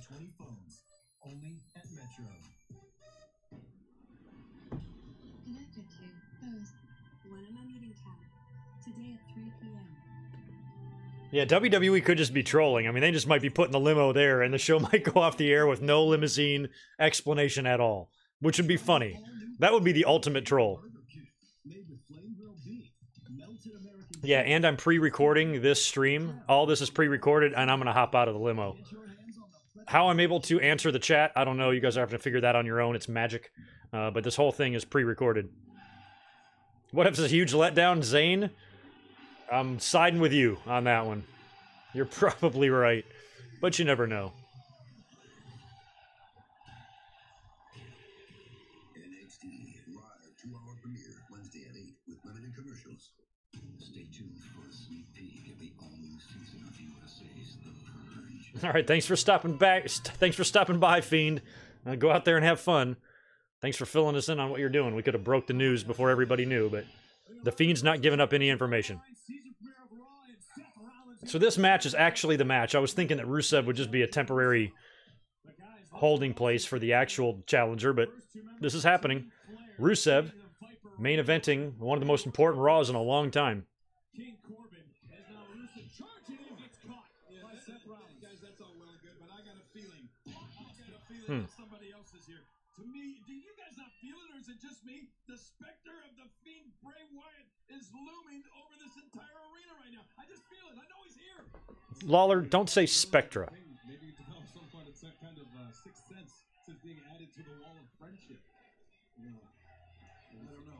Yeah, just have any order. Just have somebody that nobody recognizes get out of the limo or something. Fucking be Nicholas and his two friends from school. We'll see you next week, ladies and gentlemen. Find out what Nicholas has to say. And it doesn't matter what's going on at home because Rusev has the potential to cap off what could be the greatest week of his life. He's become a U.S. citizen, and he could win the Universal Championship. It does matter what's going on at home. I mean, you know, happy wife, happy life. And obviously, they're not happy. All right, now he'd be very happy with the Universal title this straight for Rusev. Rollins able to counter. Universal Champion. Look out, Rusev goes. It could be Braun in the limo. Yeah, we'll know it's him if he just eats his way out. I'm like, oh, that's Strowman. And look at Seth Rollins. I don't know how his body. Could be Finn Balor in the limo. Finn Balor wouldn't show up in a limo. Neither would Braun. MVP year of 2019 began right here in Phoenix when he won the Royal Rumble, the men's Royal Rumble match. And now Rollins climbing all the way to the top rope. This could be it. Looking down on Rusev. Could be it. Taking to the air. That roll through was weak. And the strength of the ball. Oh, smart by Seth. I think maybe Seth realized Rusev couldn't pull off that pickup and he rolled him up instead in a small package. Or not. That's just the way I saw it. Yeah, don't forget, we got Corbin and Randy Orton on the stage there with 5 minutes to go. You have to be impressed with what Seth Rollins has done here in 2019, without a doubt. But look, I don't think those two guys are impressed. Not one. They're on the stage, I guess, Brandon, because they're Team Flair, and we're getting Team Hogan versus Team Flair at Crown Jewel. How exciting does that sound? Never mind that Survivor Series is just a couple of weeks after that, and they could just do it there. It's good. I'm surprised they're not calling it the greatest Survivor Series. They're a lot like that Otis guy in Heavy Machinery. They seldom work out. Oh, it would be cool, if maybe somebody got out of the limo or out of the limo and they were just carrying pizzas. They were just delivering pizzas, or it's an Amazon order, delivering a box of dildos to Vince. Oh my God, Rusev ate a super kick. Does Rollins have the strength? Does the champion have the strength to hoist up Rusev? Looks like no. No, he doesn't. Not right now. Wow. Damn. All right, they got 4 minutes to figure out whatever they're going to do out here. So let's get to stepping, WWE. Is the Fiend coming? Who's in the limo? What's Corbin and Orton going to do? Call him Corton for short. Seth Rollins never one to not empty the tank in any matchup he has ever had. He slayed the beast. I mean, unless they're going to do an overrun here. The lights have got to go out or something here in the next couple of seconds.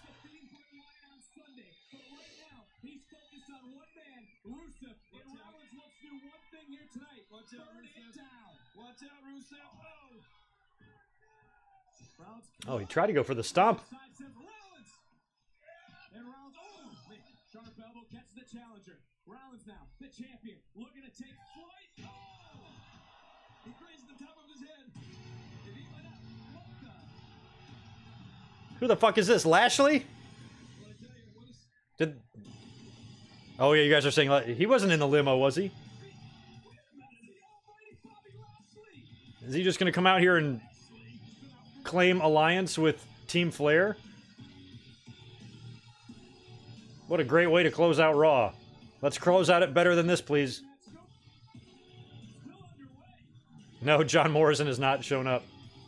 And who's he got with him? More people? Lana? Is Lana with Lashley now? He's calling out for somebody.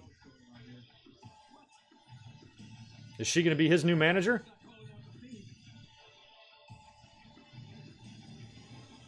Oh, so Raw's going off the air with the revealing that the family problems with Rusev and Lana have to do with Lana dumping him for Lashley?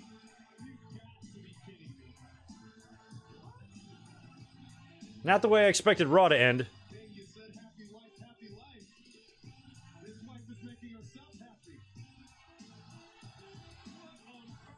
Lashley and Lana now? What the fuck?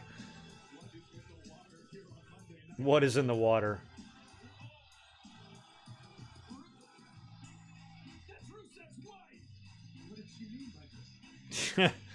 Yeah, you know what they say, right?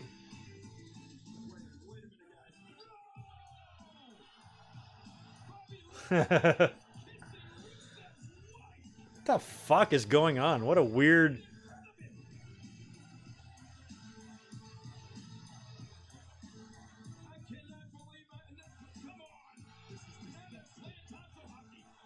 Didn't they try this once already with Lana and Ziggler? Or maybe they didn't go as far as making out. What are they doing? Jesus.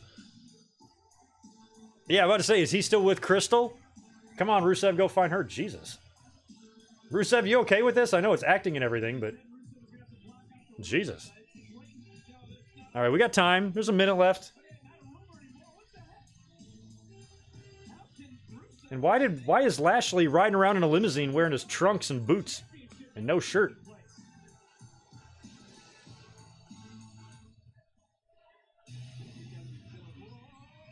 Oh, shit. Now poor Rusev's gonna get it.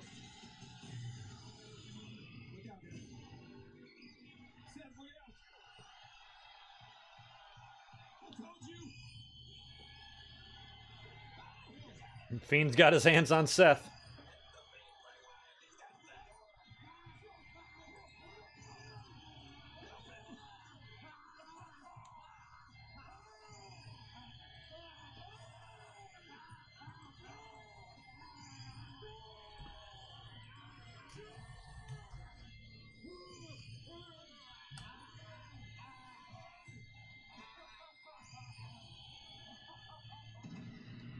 And that looks like the end of Raw.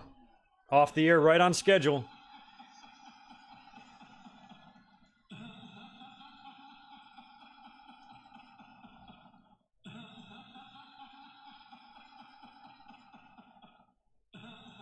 That was such a random... There was so much going on in that main event.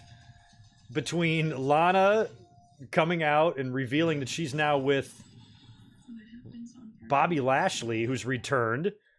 I'm guessing they were the ones in the limo, although maybe that's not confirmed. We never saw them exit the limo. Rusev was a strange choice for Seth to face for the title anyway once Ray got knocked out of the match after Brock murdered him and his son.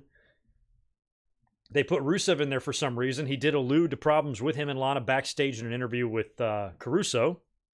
Then they go to the match, and Lashley randomly comes out to join Orton and Corbin, who are on Team Flair for the Crown Jewel match, on the stage, seemingly announcing that he's going to be on that team as well, and brings out Lana as his new manager, or I guess girlfriend, and the two of them just start making out right in front of Rusev. So that was kind of the way Raw ended. What do y'all think? What do you give? What grade do you give it? Y'all tell me. I'm going to give it... I'm trying to think. I'm only going to give it a B minus or a C plus. Wasn't even that great to me. You know, we didn't see anything that amazing. The best segment of the night by far was the beginning with Rey Mysterio coming out to cut a promo, talking about how happy he was about his match and his son is going to be at ringside. Brock then comes out beats the shit out of Mysterio, and then grabs Dominic and absolutely murders the kid. And props to Dominic for selling like an absolute freaking boss. That kid took an ass whipping and made it look real, and real as hell. He was even struggling. He looked like he was legitimately getting attacked on the streets by a grizzly bear. And he was doing everything he could to survive. He took some crazy bumps on the outside of the ring, took some crazy bumps in the ring. Ray has been training him well, obviously, and wound up getting more from Brock after he would walk away, and he'd come back to deliver more punishment to both of them. Ray is trying to protect his son the whole time. Poor Dominic is loaded into an ambulance and scurried away, and Rey Mysterio lost his match with Seth Rollins because of it, and they replaced him with Rusev and did that goofy-ass finish with everything in the world going on, including Bray Wyatt coming out at the very end and mandible clawing Seth with the show going off the air. So I think we were all hoping maybe for a few bigger surprises than what we got, you know, with maybe a CM Punk sighting and shit like that. But all in all, I think, you know, it was an okay show. I think the other two are going to outdo it. I fully expect with AEW going to head-to-head with NXT on Wednesday that NXT is going to have a pretty damn good show. So I think that show will be better than Raw. And SmackDown will likely be as well, given everything we say. Yeah, Cody, I agree. Ignorant is tonight. Tonight's Raw was from Europe.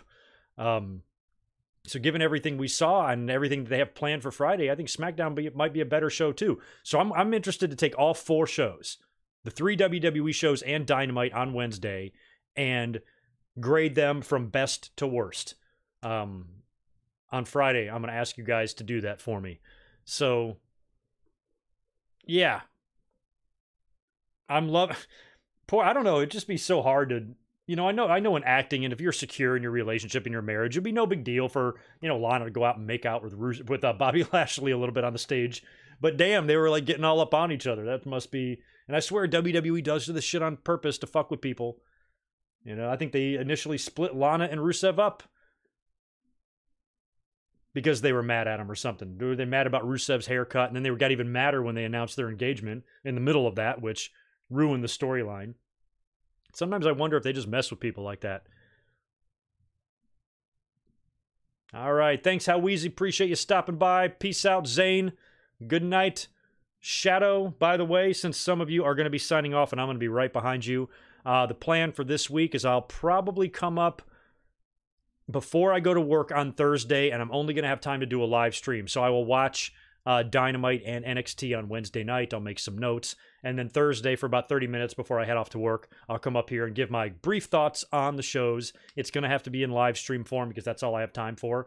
And then the next morning, I'm heading off to SmackDown. So again, shoot me a follow over on Twitter at GoodMicWork and send me a DM. If you're going to be in the LA area, I will be hanging out near the stadium all day. So you guys can come over and say hi if you would like. And if you want to wait until we're in the arena, you can stop by my seat and say hi there too.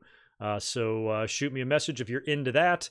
Otherwise, I'll catch you guys on Thursday, and then after that, I'll catch you after Hell in the Cell. Keep in mind that for this pay-per-view this Sunday, I will not be doing a live reaction. It's going to be a live review only, and I'm going to live tweet. I'm going to watch the show here, and then I'm going to come up after the fact to give myself enough time to talk about everything that took place at Hell in the Cell, and I'm sure I'm going to have a ton of stories to tell about my experience on Friday. So in the meantime, y'all follow me on social media to make sure you keep up with what the hell's going on. Enjoy Wednesday night. I will not be home to watch NXT and Dynamite live. I'm going to have to watch it after the fact, which sucks, but that's life. You got to pay them bills. You know what I mean? I hope you guys enjoy it, and feel free to tweet me your updates of what's going on over there throughout the night, because I will be really interested to see what happens. And enjoy a Tuesday night off tomorrow night. Unless you want to watch Impact, you get a Tuesday night off from SmackDown, so that's good news as well. And yeah, and as far as Friday goes, I'm going to be at the show, so if I can do some sort of a video on my phone, maybe I'll put something up on YouTube, but that's a big if, because who knows how tired I'll be, if I'll be able to, or if the situation will even present itself for me to be able to come up and do any sort of a video. But anyway, I will try. So you guys take care. Have a great week. And I'll catch you on Thursday afternoons for a brief stream. Y'all be good. Peace.